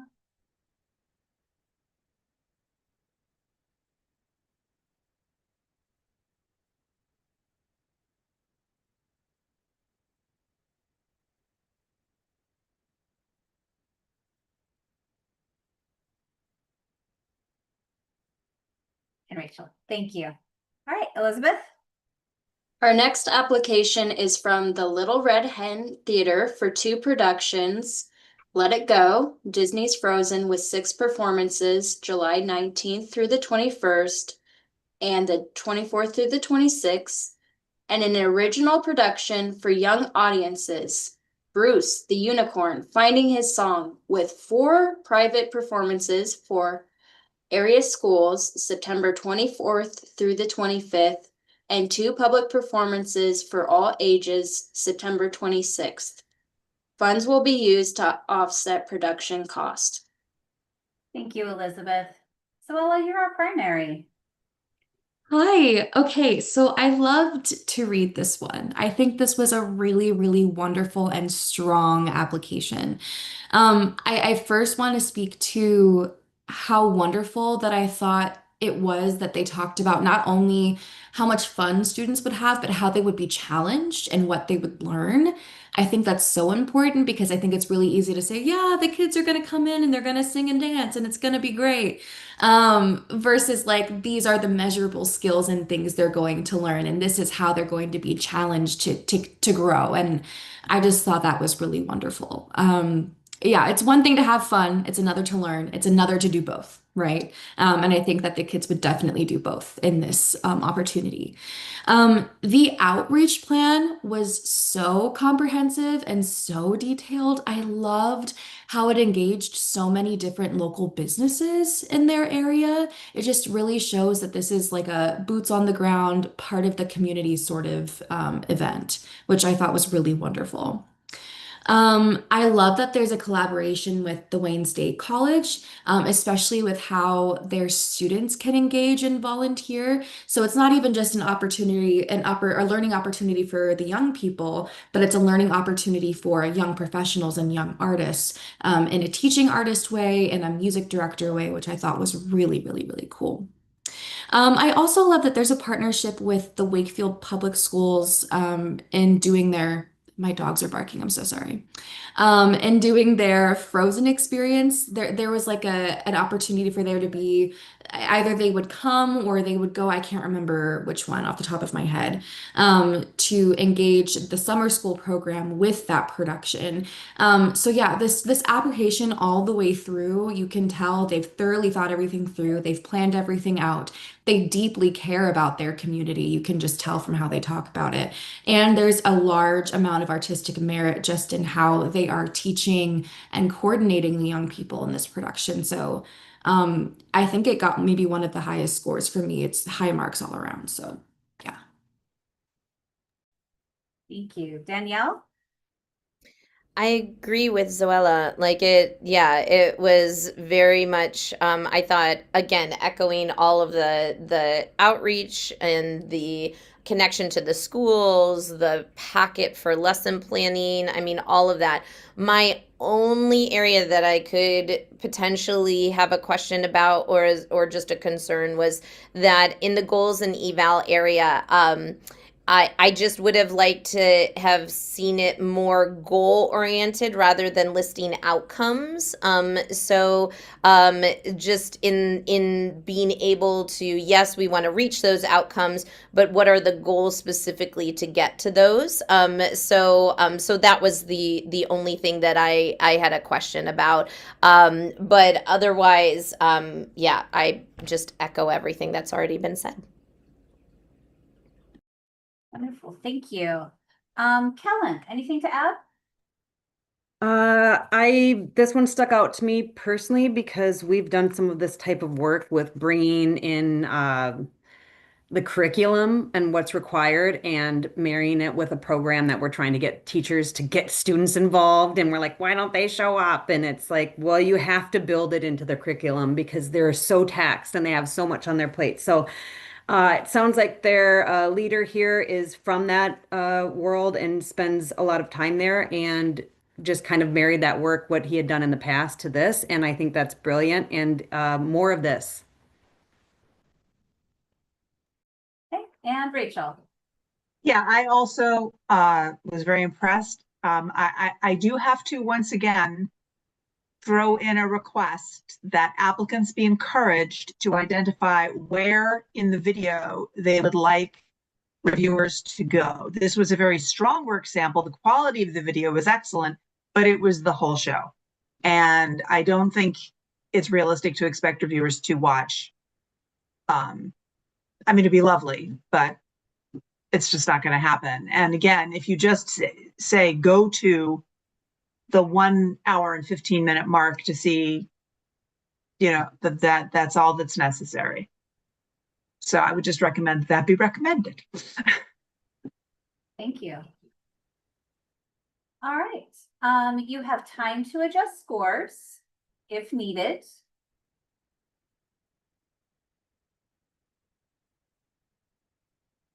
Okay. Danielle, Kellen, Zoella, and Rachel. All right. Zoella, I just wanted to check in. Do you need a break? Do you need to handle? Okay. I am okay. Thank you. Wanted to make sure. It's life, right? All right. Elizabeth, hand it over to you. Our next application is from Norfolk Area Chamber of Commerce Foundation. Norfolk's River Point Creative District will present visual artists, musicians, and theatrical entertainment during the 2026 Norfolk Farmers Market. Rotating activities include downtown art tours, story hours, art projects, and theatrical experiences free to the public every Saturday morning between July and October. Granted funds will be used to pay artists with a stipend to buskers, historical reenactors, and artists engaging with the public. Thank you, Elizabeth. And Kellen, you're our primary. Thank you. Thanks, Elizabeth, for that intro. Yes, this was also an education because I had to look all this stuff up because I have to be there, boots on the ground. I have to like put my little dot on the map and walk around the city or the town. This was perspective wise to just understand the area and what this means and kind of this conversation it seems like this group is having with economic development in their community and how it can grow from those things. Not my favorite conversation because when the economy's down, then the arts die. It's sad, but that's how we're framing things. But I did see a lot of potential for incubation and for growth for these artists as they talked about an art space in the future. I mean, these are like getting these heads together at a very fundamental stage of developing this farmers market, which had been existing for, I think they said 30 some years in some iteration, and now they have a primary location for this farmers market. I did some research because I was actually just inspired by this idea to bring, what does the farmers markets look like in this region and the closest one. So I kind of like mapped it. I don't even know if I have this that I wrote down, but I was just curious, like, wow, where are all these places at? And are there opportunities for them to network? And it seems like this group already is. They've already created a kind of a coalition coalition with some other smaller farmers markets from around the area, and they're promoting each other. So it's like, okay, now we have reach. We have actual, bodies moving from space to space. It felt like really encouraging to see this application because at first I'm like, okay, it seems like it's the same players, but we're small. We're a small town. We have the same people organizing that are playing right now because we have to get people doing it. We have to see it in practice. We have to gain acknowledgement that this is a new thing, and this is kind of some people have to be the ones out there are kind of navigating this space. But there's so much opportunity for growth for this and for these rural communities. I think opportunities for artists to see themselves as artists or see themselves as maybe selling their work or being a part of like the economy. The fact that they're bringing in players, right? We can just talk about art markets and just have markets and markets, but performing artists and other than unless you're singing and have a guitar, you don't necessarily get invited to these things. So the fact that there's some challenges that they're seeing out there and actually like at this really basic, amount of population, just a small population to get together like this and to be thinking about moving these things forward. Is this the one with did I get that wrong? Is this the one with the players from the like historical players? Yes. Yes, these are concepts we're trying to push forward in our community. We have 300,000 people. You'd think, okay, historic play actors, they already have the period costumes. Can we do something, have people on the ground, like doing live theater? And everyone's like, it's hard to start things when our brains are set on stages and put in certain spaces. So I just was so encouraged to see the amount of innovation that was happening just at such a small scale, and also that there's so much potential for this group to move this forward. And it spoke more than just what we see generally as like an art market. So I was super excited that they're thinking beyond the point of sale, educating people, entertaining people, even giving somebody a reason to stay a little bit longer is kind of what I was hearing, which again is what we talk about economic drivers and why we do the arts and economic prosperity study and all this other stuff to continue to gain funding. But I just thought to see it at this really fledgling level was really exciting. And it seems like they're dotting their I's and crossing their T's, and they're doing it at a city municipality approach, so they're not fighting it later. And I really appreciated the mentioning Trin, this artist that maybe just like we have this in our community where you have the art market and then like the proper one that the arts cultural event puts on, and then you have like the side alley ones, and they all have to exist together. So the fact that there's some communication already with people that don't maybe feel like they're part of this, that there's conversations. How do we talk at this level? Because I think once we get so much in our heads and we're only working with certain people, we forget that people aren't all going to be drawn to the same thing. So making sure we continually get input seems like they've got a bit of a feedback loop, which is good. Again, it's very small scale, but it's exciting to see. Thank you, Kellen. And Rachel, you're secondary. Yeah, I thought that this is just a fantastic example of community partnership to create opportunities for artists while enriching the quality of life for everyone. I just was so thrilled to see this happening. The only reason that I didn't give it 30 out of 30 for artistic merit is that it's hard to gauge how consistent the actual artistic quality is. But I also want to recognize that in a setting like this, creating opportunities for emerging and developing artists is also really important. I just think that it's a really exciting development that I hope kind of starts popping up in other areas and other economic drivers. I think it seems very well organized, and I like the detail and the breadth of the community partnerships and the awareness of the need for outreach into more diverse populations. I hope that's something that they really do hold themselves to, because it's easy in these smaller communities where there might be a kind of a more homogenous population to give that lip service. But I sensed a real commitment to making sure that the outreach is genuinely inclusive. So I hope that that is the case. I was very impressed. I thought this was a really interesting and exciting project. Thank you, Rachel. Danielle, anything you'd like to add? I absolutely concur with what's been said. Also very excited. The only thing that I'll add is that I was excited to see that the historical reenactment was for people from their town's history. So I thought that that was a nice way for them to also bolster awareness and education about their own town's history and create more of that community, just pride in what the history that their community has had. So Thank you. And Zoella? I concur with what everyone else has said. Thank you. All right, if you feel you need to make any adjustments, you have time to do so. And just let me know when you're ready. Okay, Rachel? Danielle?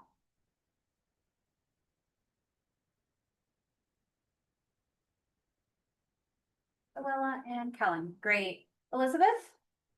Our next application is from Omaha Fringe Festival. In celebration of its 8th annual festival, there will be 60 performances featuring theater, comedy, dance, storytelling, and improv.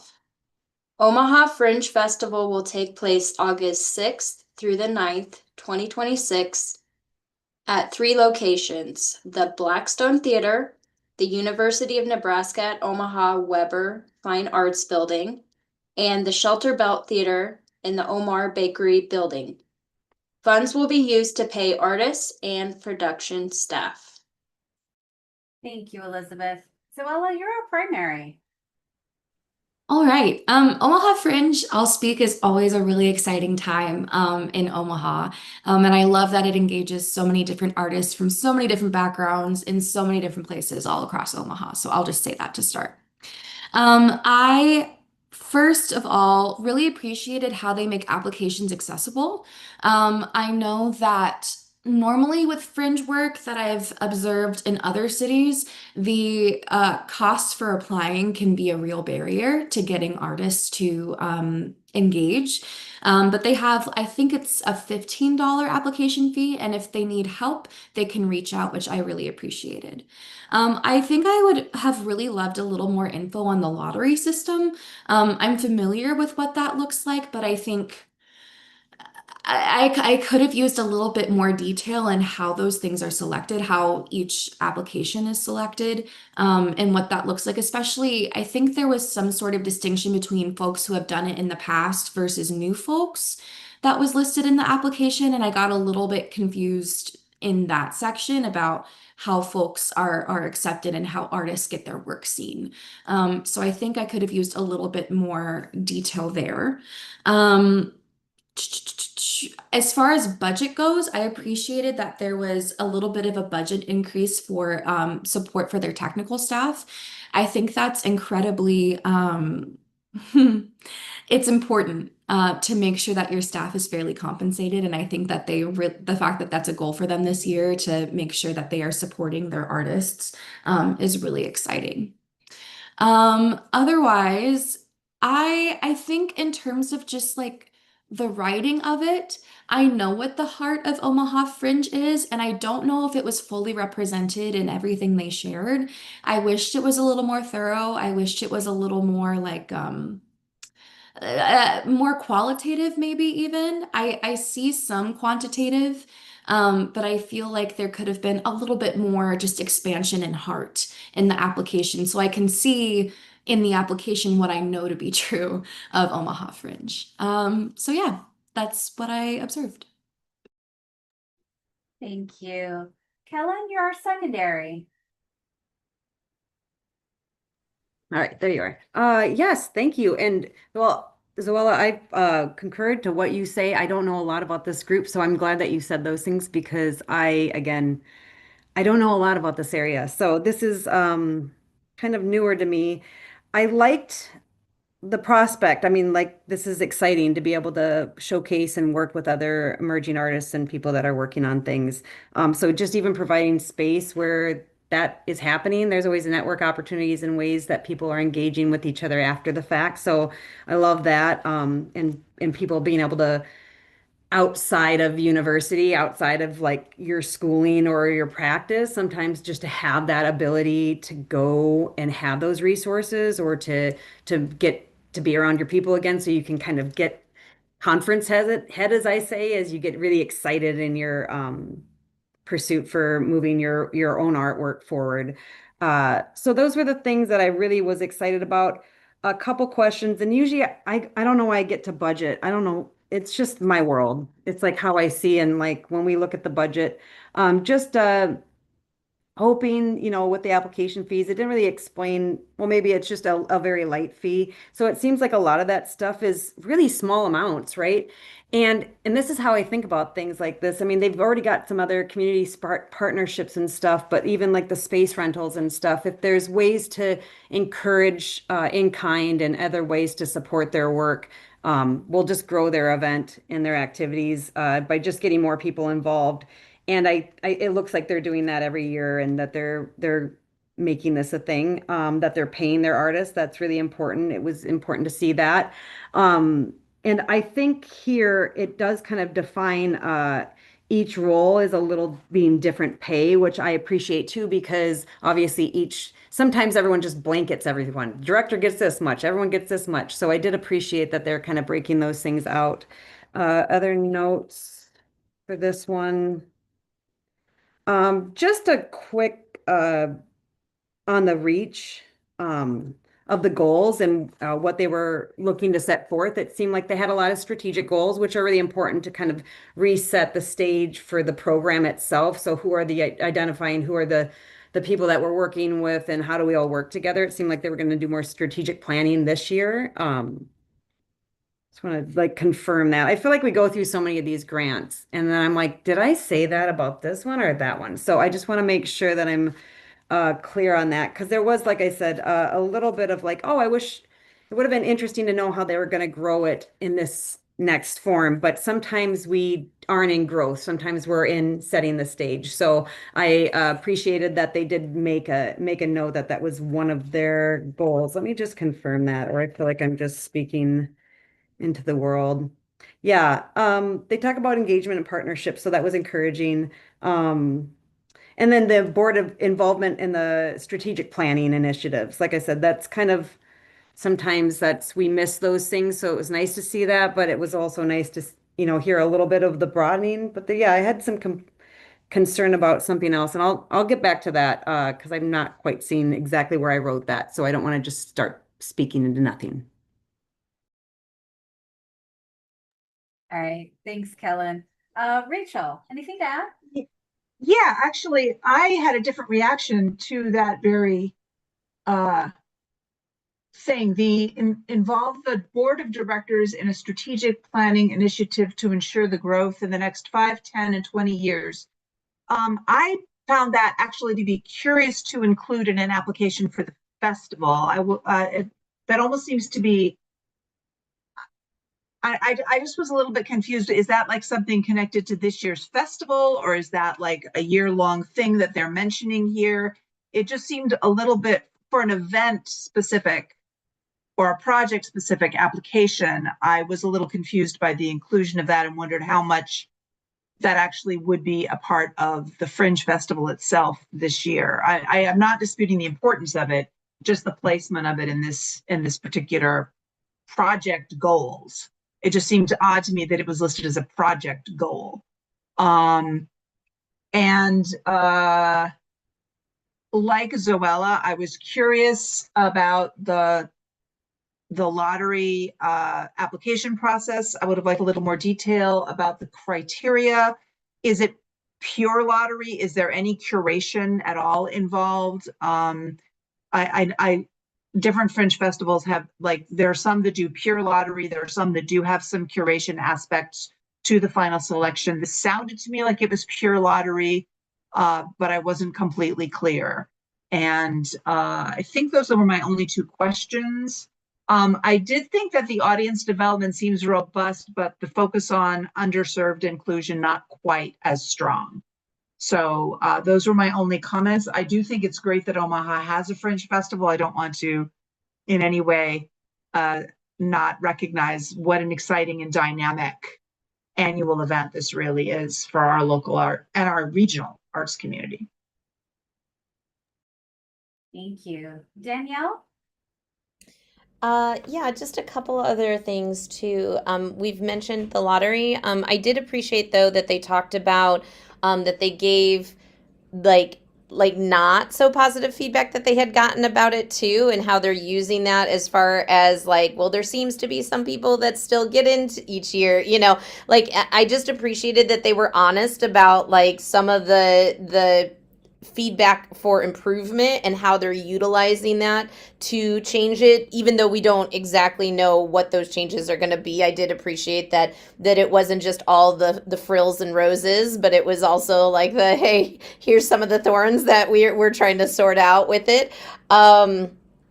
And I did appreciate on the accessibility for the sensory kits and the ASL interpreters. But in the opening description, they did mention that they had outreach for older adults and vets, but then nothing was actually mentioned about what those were. And so I had no idea if it was just something that was a part of a description because it sounded good, or if there was actually programming and outreach happening for those populations. But I did appreciate that they're not only creating these opportunities for artists, but it sounds like their pet food drive also was a big success. And so again, bridging in and the button campaign really connects with the local businesses and things like that too. So there's lots of really lovely things happening with this. Thank you, Danielle. Kellen, I did want to circle back if there was anything, because you said you were looking for something.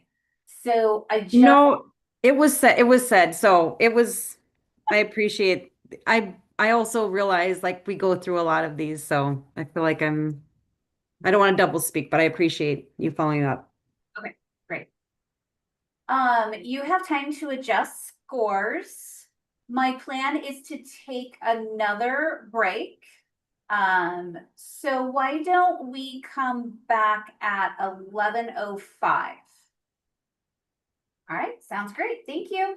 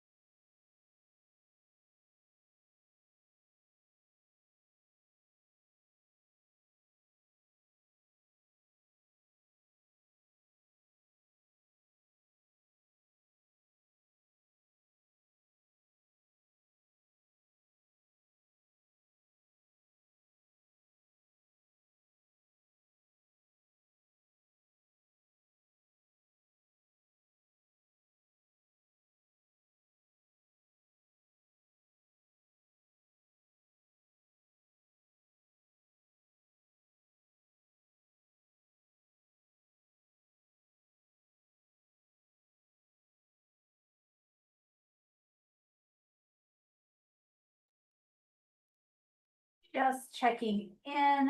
Rachel, are you back? I am. I'm so sorry. I keep forgetting to turn my camera back on. All right. If it goes long enough, I'll check in. All right.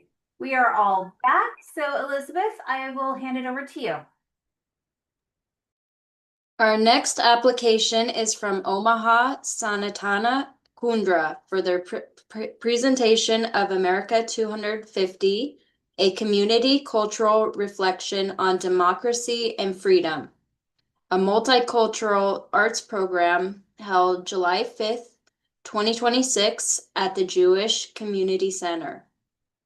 The program will explore the ideals of freedom, equality, and civic responsibility through dance, storytelling, and cultural presentations by artists and members of Omaha's Asian immigrant communities and the broader local community.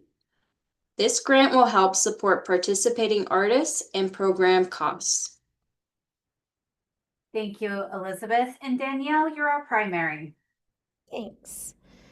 All right. So I was excited to see that movement from the Asian diaspora would be represented in this festival, and that they are trying to create a dialogue between Western dance styles and Eastern dance styles in this idea of the America 250 as kind of the platform for that, jumping off there.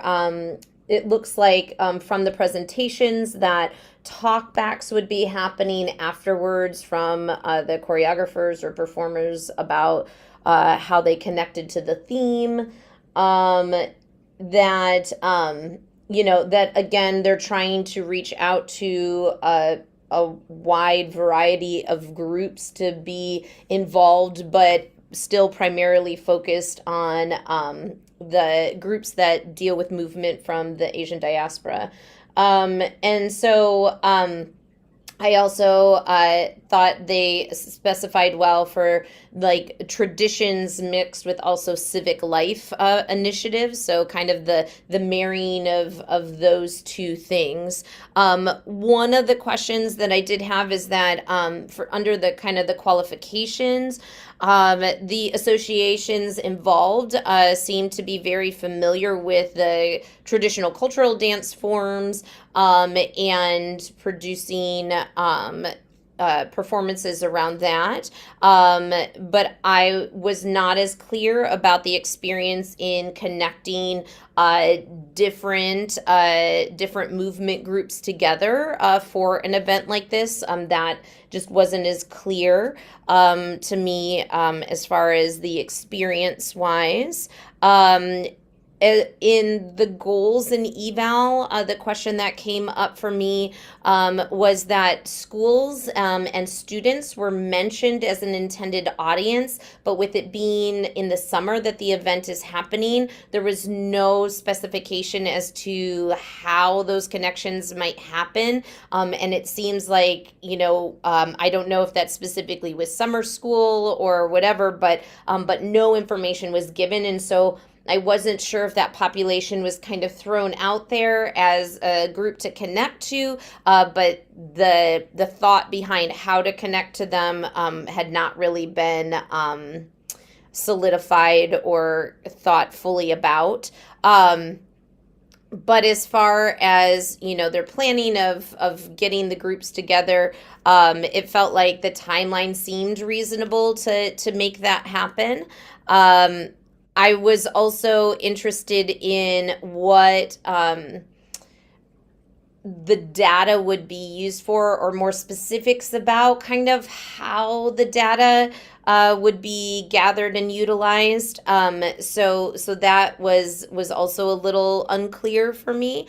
Again, it does speak to the audience of the community. I think that they are really trying to bring a voice to a community, at least in the dance community, that doesn't often get represented. So I think that is amazing. but I wasn't quite sure some of the audience that they were trying to reach, how they were specifically reaching them. So that was just a little unclear to me.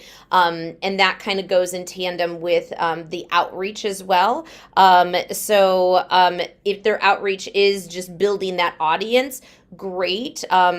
Then I wanted that focus to kind of go in that area, or if it was trying to connect to the schools, more specifics in there. So again, just not totally hashed out as far as what the outreach really looks like, how the audience is coming into the space, but a vision as far as wanting artists from different traditions of dance to come together, share their movement on this theme, and have discussions about how they created that. One of the things that was sort of in the back of my mind of would it be interesting too, is there opportunities for all the groups involved to potentially learn from each other or collaborate or do some education in that way, that it wasn't mentioned in the application, but it was something in the back of my mind that I was curious about. And my last thing was, I wasn't quite sure if the first letter was really a letter. It seemed more of a text message of support. But yeah, so those were some of the things. Like, again, I felt that, the groups they're trying to bring together, and the opportunity to share their insights through movement on this event is something wonderful, and I'm excited to see what they can do with that. There's just some of the planning and the data and the outreach and some of those aspects that just don't feel quite as clear to me. So that's my notes. Thank you, Danielle. Zoella, you're our secondary. Hi.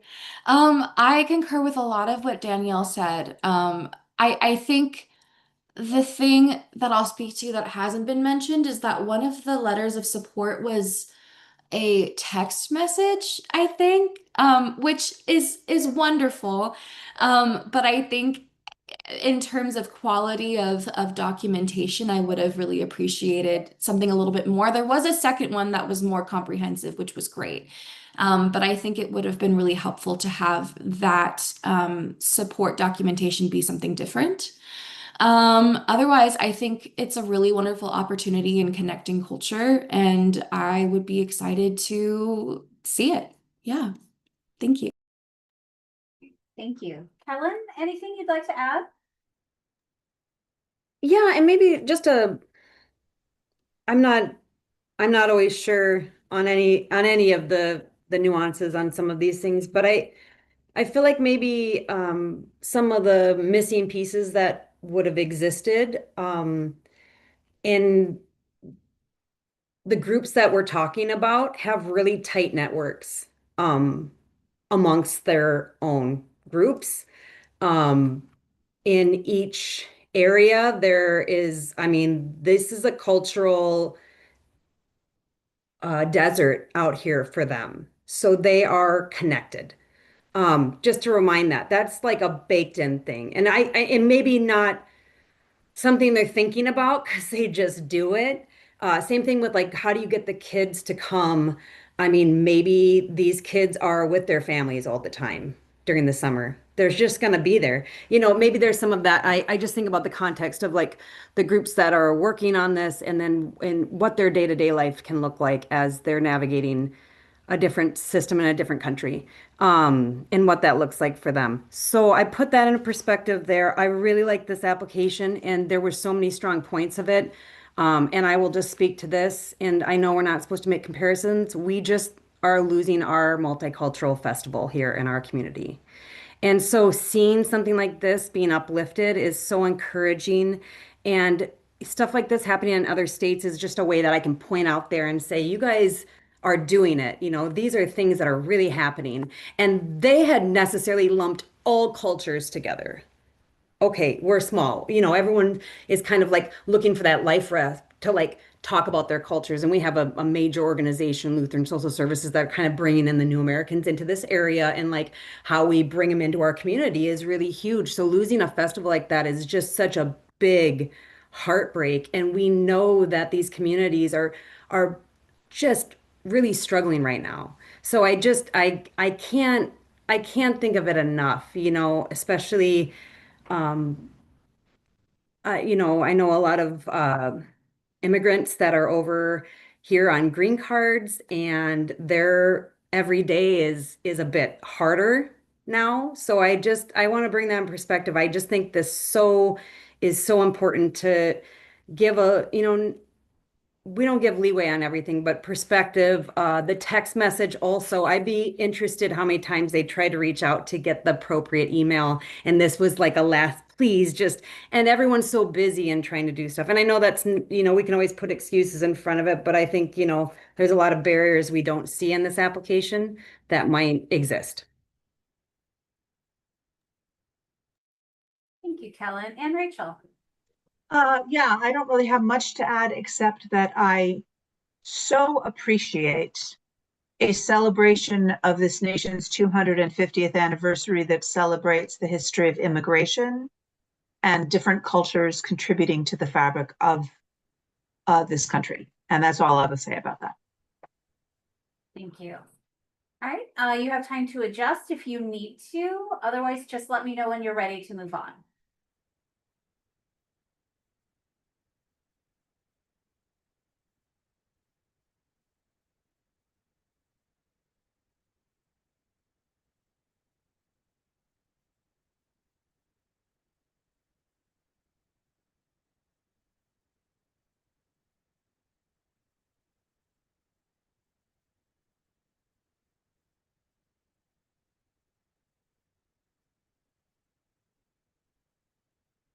All right, Elizabeth, I'll hand it over to you. Our next application is from Operation Christmas Card Incorporated for the North Platte Powwow, a 3-day event July 17th through the 19th, featuring Native American dance, music, and traditional arts. Funds will support professional artists, including MC, arena director, drum group, and a sound engineer, ensuring high-quality public access to Indigenous arts. Thank you, Elizabeth. And Kellen, you're our primary. Yes, thank you, Elizabeth, for that intro. Yeah, what an exciting thing also to see come across as an application to the Nebraska Arts Council. I was really blown away. Also, just there was a lot of thoughtfulness put together to just kind of explain how this event uh, reflects within the community, the opportunities that non-natives can come in to learn. And I think there's a lot of disconnect there. And any powwow I've ever experienced, it is so welcoming. And so I think, you know, even the ability to promote these things of this is happening in these communities and these events take place and they are, you know, welcoming and inclusive of the general public is really important. It's the reverse. And these communities do it all the time. They bring in, they're welcoming. You know, we're always trying to include everybody. We have to try. You know, these groups just do it. They understand community. They understand the importance of multi-generational learning and multi-generational togetherness and what that does for our communities. And it's just amazing that it's people are able to share in that. And I think that's some of the getting back to, you know, Earth and what is making us connected all together and how we affect our Earth. And these things they're real. And I mean, I know this isn't like exactly addressing all these things, but giving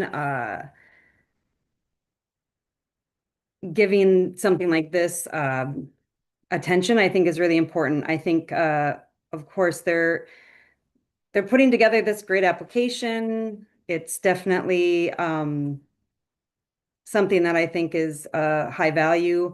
I really appreciated that they added they realize there's more veterans in the area. I think we talked about that in another application, but they're addressing this. There's an honor ceremony.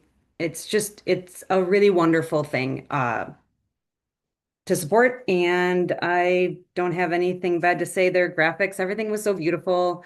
It's such a wonderful thing to be able to have this group be able to support. So that's all I have to say. Thank you, Kellen. Danielle? Yes, thanks. So yes, echoing what Kellen said, for the traditions that are being represented here, also acknowledging that this community is a hub for other tribes as well. So it seems to be bringing in even more outside of the community, but not just the people in the community, but even beyond. And so so I echo all the positives on there. My only two questions, I think it was two. In the budget, they mentioned the 17,700 for the dancers and drummers, but I just didn't know how many that covered. So I wasn't sure how much that was for each individual person, or if there was a division between that. So I just wasn't clear on that. And also, there's some areas in the advertising that talk about it being a free event, but then in the budget it mentions the $10 tickets, and there's other things that say low cost tickets. So I just wasn't sure, again, just in the budgeting, as far as like, is there a fee to get in, is there not, and how that plays in with all the budgets. So again, that was just more of a curiosity in there. The only area of concern that I actually had was that the letters were not from this year. They were from past events. And so I just, I think it is something that's probably very supported in the community and things like that. I just would have liked to see some current letters of support, for it. So, but everything else that Kellen said, I agree with. Thank you, Danielle. Zoella, anything you'd like to add? No, I concur. And Rachel?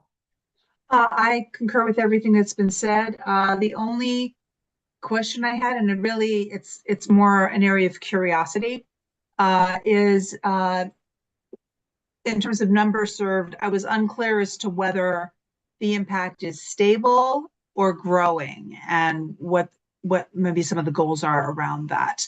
I think this is a fantastic event, and I remember it from the last time I was on a panel, actually, and just one of the great things about being on these panels is learning about events like this that might not otherwise cross your radar. It's just a wonderful, wonderful thing for our state.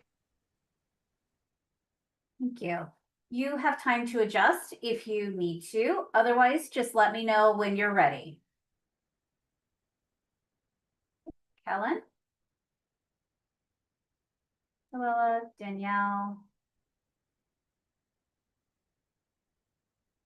And Rachel. Great. Elizabeth? Our next application is from TBD Dance Collective. Funding will help pay the choreographers and workshop instructors for Making Space Dance Festival to be held at the Tenaska Center for Arts Engagement, October 22nd through October 25th, in partnership with Omaha Performing Arts. Thank you. And Danielle, you're our primary. Awesome, thank you. So this sounds like a very well organized event between TBD and Omaha Performing Arts. It is serving adult dance population, which is a population in Omaha that is underserved. There are a lot of opportunities in studios for younger kids, but limited for adults that want to move. But also appreciating the fact that that it's at all levels of ability. So somebody can participate in the event with zero dance experience, all the way up to a higher level of experience. So that helped with the accessibility for that.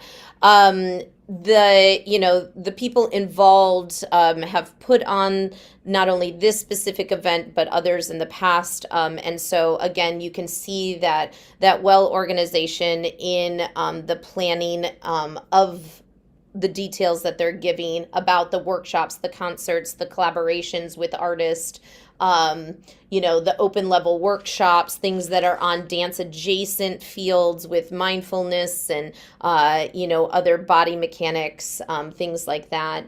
And then in the goals and the eval, the goals are clear. And the discussion is there for the debriefing.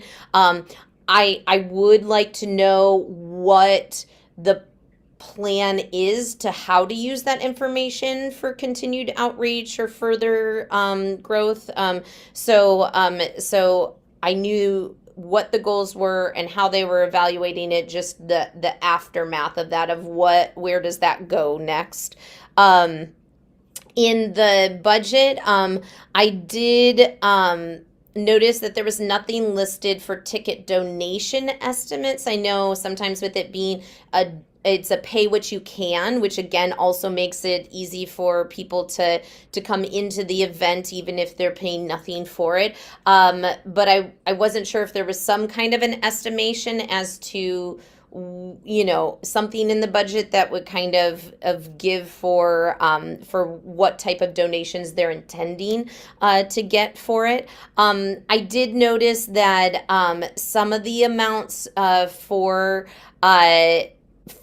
the professional opportunities, connecting with people from other parts of the country, did seem a little pricey, for like the 3,000 for the person that TBD is commissioning the work from, but again, if that's including the travel and other things like that, then it seems more reasonable. But I just wasn't sure if that was just the flat fee for just the choreography, and so that felt a little pricey, but for what we typically pay in this area for dance. But otherwise, the budget looks sound. I thought they had a clear perspective on who their audience was, and who they were trying to bring in, that they're also including both local dance artists and ones that are national. So again, there's an opportunity for some collaboration happening in there. So they answered a lot of the information. I appreciated their details and their clarity in how they're rolling this out, the type of workshops they're having, who they're approaching it with. Just a couple things in the budget that were of question, and then what the data is going to be doing for them moving forward after this. Thank you, Danielle. Rachel, you're our secondary. Yeah, I agree with a lot of what Danielle has said. I thought this was a remarkably strong application. The history is clearly stated, the qualifications of the artists and the administrators clearly defined and stated. I really, really appreciated that. I thought that the work samples were excellent. And I feel like this is a really unique local impact. And I liked the leveraging of a bigger organization to make a bigger impact for a smaller company. It seems like a very well-planned project. I really hope it grows. And I also really appreciated mentioning targeting adults interested in learning dance and movement, because there are certain areas that we always hear about outreach to young people, and God knows we love that, but you don't age out of the possibility, right? Like there should be opportunities later in life, and I think that's lovely. The only other thing that I want to say is that I thought the letter of support from the Kansas City choreographer in particular was incredibly compelling, and she really made the case for them in so many ways as to why this is such a valuable project, and I thought that was just really terrific. Thank you, Rachel. Zoella, anything you want to add? Nope, I concur. Thank you. And Kellen? Yeah, just a little bit. I agree on a lot of the excitement on that. Oh, I wanted to make more of a comment than anything regarding you mentioned it, the stipends or the advancements for these artists to come. From my past experience with working with dancers and bringing them to rural or, well, more secluded areas, then the opportunities are been provided are in bigger major cities. These dance professionals that uh, grow up in the Midwest, they got to make some money, they're off on the coast. And what's incredible and what you'd see on this list, which I did, and it made me really excited, is that these artists still connect with each other when they move on, when some move to New York and some move over here and go with this company, some go overseas and they connect in these communities. They come back to their communities so they can teach, so that they can inspire and so they can grow those dance communities. So I have written those checks, everybody, and it feels weird, but when you go to those community events and you see the dancers that are ready to elevate and moving up now we're talking about access, because now we're not just talking about these kids that have been in dance their whole life. I mean, we're also talking about adults. So bringing that forward is, again, really exciting. That's a hard flex, right? It's a hard flex to get dancers, adults to go move their body. They're trying it. I thought that was so encouraging. I was really excited. But the one thing I was going to mention, I like that they were looking at ADA compliance to grow their base of audience members, and that they were making sure that there was accessibility, which majority of buildings are this way. I would like to see more of that translated to the performers. I mean, we're adding able and people that are utilizing chairs and not, and walkers or canes, or, what kind of everybody are we talking about, and how do we actually make that happen? I know there are obvious barriers to that, because there are some factors of safety that you have to conclude, and the additional funding for bringing in specialists know how to move bodies that are maybe disadvantaged or have some issues. I personally have multiple sclerosis, so there's some things, everybody's got a little something too, and even how they're addressing those things, maybe those hidden things, those neurodivergent things, those things that dancers have tight clothes, people that can't, I mean, access points in those ways. It would be interesting to see this grow in that way as well, to give all access, to true all access. But yeah, this is a really exciting thing. It made sense to me. I was like, oh yeah, I can see this. It'll be cool. They'll enjoy it. Everybody's gonna love it. And the ability to go and watch contemporary dance and see this stuff live is so exciting for the audience as well. So. I just really. And yeah. Yeah, I just real quick wanted to piggyback on Kellen. Yes, as a dance artist, I absolutely appreciate that we're pushing the budget into more of those realms. Just not sure if it was conducive with Omaha's, what we have been able to bring or what we can bring, but definitely would love to see us paying our dance artists more than what we typically do. So just wanted to put that out there. You, Danielle. All right. If you need time to adjust, you have time to do that. Just let me know when you're ready to move on. Okay, Rachel. Luella, Kellen, Danielle. Great. Elizabeth. Our next application is from Valley Performing Arts Theater for their holiday production December 4th through the 6th in Ord, Nebraska. Funding will pay related production expenses for the Husk Community Theater Christmas production of Elf the Musical or Miracle on 34th Street, depending on licensing availability.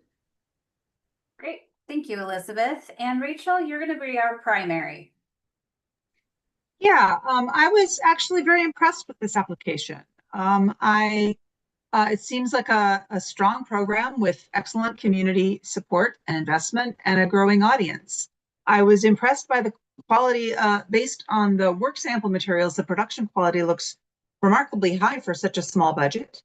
Even though the summary does specifically state that they're deciding between Elf and Miracle on 34th Street. Later on in the narrative, it seems to indicate they've selected Elf. So I was a little bit confused as to where they are in that process. I was very impressed with the articulation of the goals, the evaluation, the planning, and the way they presented things. It is a community theater. It is relying on volunteers. So that's what that is, right? So I always want to see artists paid, but I also recognize that some models are specifically about volunteering, and that's what this is. I didn't really have a lot of notes for this one. It just seems like a strong project. And it's they're very clear on who they are, the community that they're engaging, and the product that they want to create, and the way in which they want to engage the community in the creation and presentation of that product. So I just found it to be a compelling proposal, and I don't, because I'd have a lot of notes. Okay, thank you.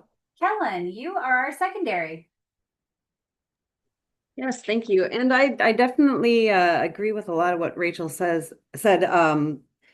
I think this particular application, again, rose a map search, and where is this community, and where is Ord, Nebraska? Wow, like all these places. And when I move out and see how absolutely deserted these areas are, it makes me realize the so importance of bringing these communities together in these even very subtle ways. And what a swing, Miracle to Elf. I mean, and you know what? The community's going to go because it's live theater in their backyard, and it doesn't happen a lot. So I think that's really encouraging. I love, it seems like, they did a lot to work with a lot of different individuals.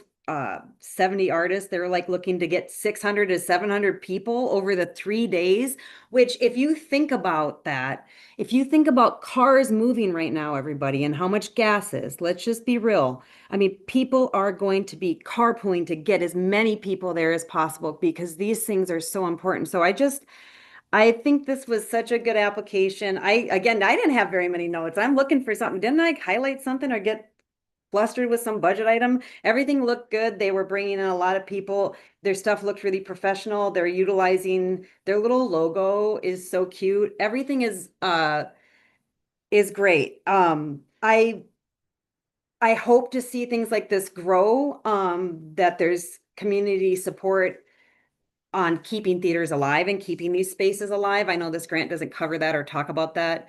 But these are like almost like churches, community hubs, places where lots of different activities can happen, and the access for the public has it. And Valley County probably is pretty excited to have the Husk there. Must be a major, I think I can't remember the other group that we looked at earlier. Rachel, you mentioned the same thing, that it was, this is such a vital part of these communities and these spaces, and we see them shut down all the time.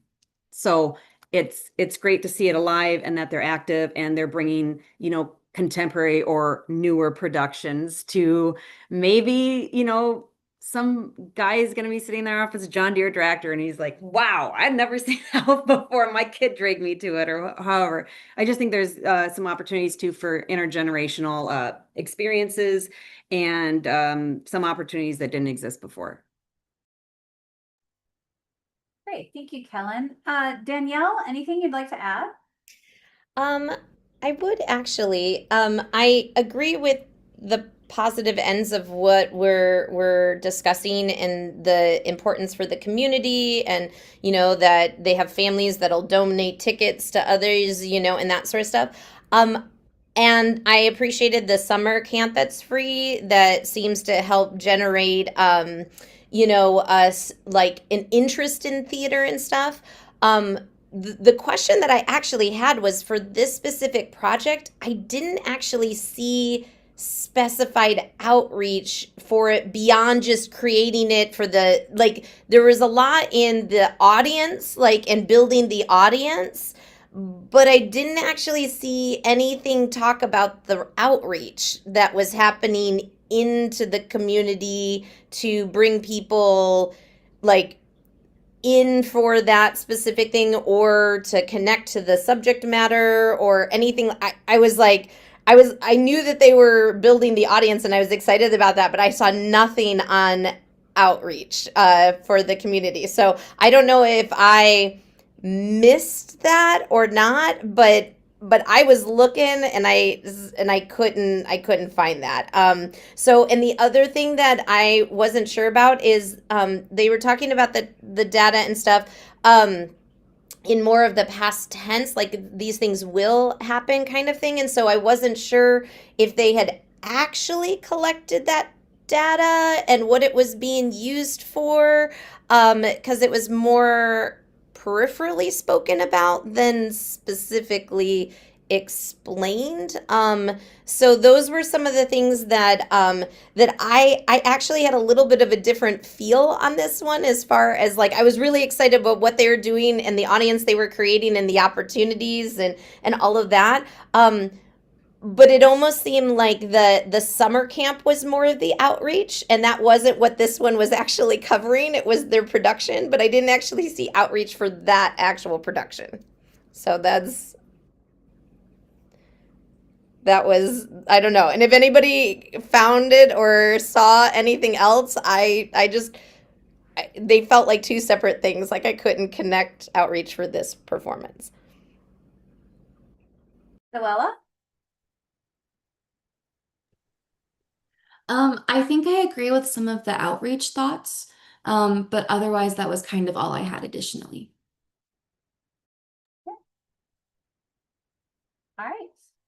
You have time. If you need to adjust anything, just let me know when you're ready.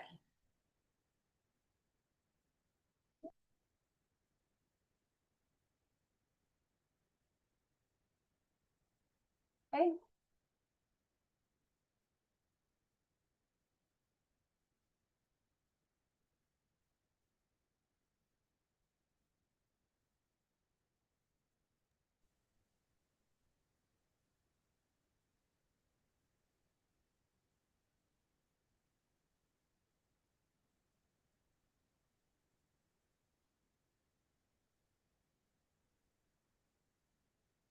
All right.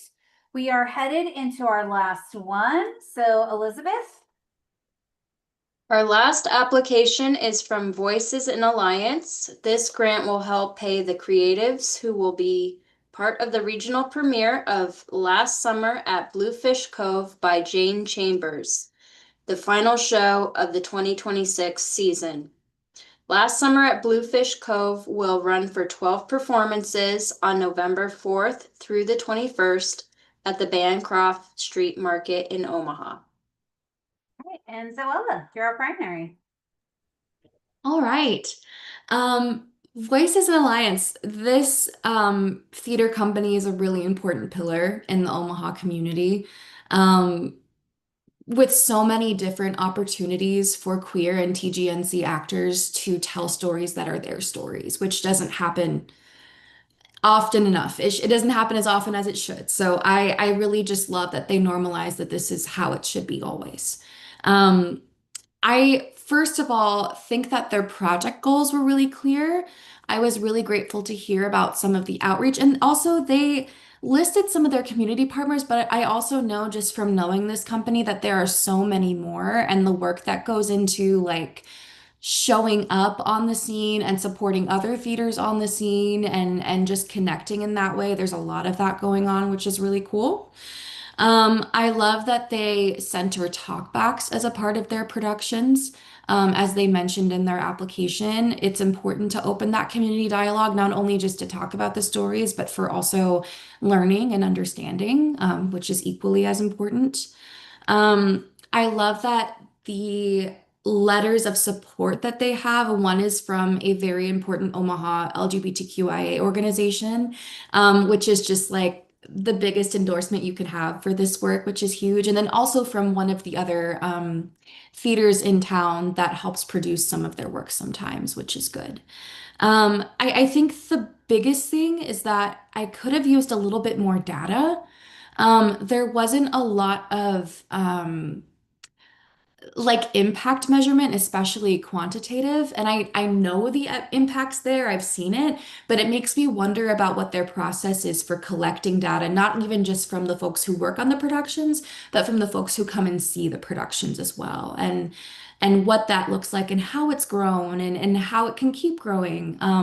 That's some of the stuff that I would have loved to see more and hear more about. One, from like a me being Zoella and wanting to know more just because I'm curious, but also from a evaluating this application perspective as well. What else did I write here? Yeah, I mean that was really it. It was a strong application, but I do feel we were missing some of that important information that was measurable that would make it easier to grasp onto what the impact is, especially for someone who isn't me, who hasn't seen their work before. That's the stuff that I felt was missing and would have loved to see more of and would love to see more of in the future. Great, thank you. Rachel, you're our secondary. Yeah, I completely concur with everything Zoella said. I wrote down, I would have liked to have seen some metrics other than the admittedly moving anecdotal testimonials. I think those metrics are probably implicit in the existing evaluation practices, and I think it would be healthy for Voices in Alliance to tease them out and explicitly state how they define and measure success in this area other than attendance. I think they have it there, they just aren't accessing it in a quantifiable way. And that it would be really important for them to do that to make their case, as well as said, to people who are not familiar with their work already. I was frankly stunned that this will be the first time last summer Bluefish Cove will be produced in Omaha. The fact that this landmark play from the early 1980s has never been done in a town with so many theater companies doing so much work, so many great roles for women, could not be a stronger statement of why Voices in Alliance is important, because it is just staggering to me that nobody has done this play before here. I actually thought they had to be wrong and went and researched it because it was so incomprehensible to me. That play is enormous in terms of its cultural impact. And again, the richness of the roles for women. It made Jean Smart's career. I mean, this is just it's a landmark play. So the importance of this company is just huge. They are serving and representing and amplifying an underrepresented, marginalized population. I also appreciated the range of the letters of support. One from a artistic collaborator, the other from an organization dedicated to LGBTQ well-being in our community. No, it's a very strong application, and I'm really anxious to see the show. Thank you, Rachel. Helen, anything you'd like to add? No, I think it was a great application, and I'm excited to see these type of theater groups be established in different cities. Again, I can always point to Omaha and say, look what they're doing, everybody. Come on, let's do it. Great application. Thank you. And Danielle? Completely agree with all of that has been said and the need for some data and all of that sort of thing. And the one little comment I wanted to make is I was astounded at how small of a budget they're working with to make all these amazing things happen. So just as maybe even an encouragement that like, hey, how do we get them more funding for this so they can do even more? So. Thank you. All right. Now that and panelists, please feel free if you need to make any adjustments. I have some last minute words to say, so go ahead and do what you need to do. Now that all applications have been discussed and scored, we will take a break. During this time, NAC staff will tally scores and prepare information for the final discussion. When we reconvene, we'll review the procedures and we'll make final determinations. The final portion of this meeting is closed to the public. So we will end the live stream now, but before we do, I want to remind all applicants that you will be notified in June about the funding decisions for this grant category. So to all of those watching today, thank you for joining us and goodbye. Panelists, this will be the last time you can adjust your scores. We will consider your scores locked in when you turn your screen off.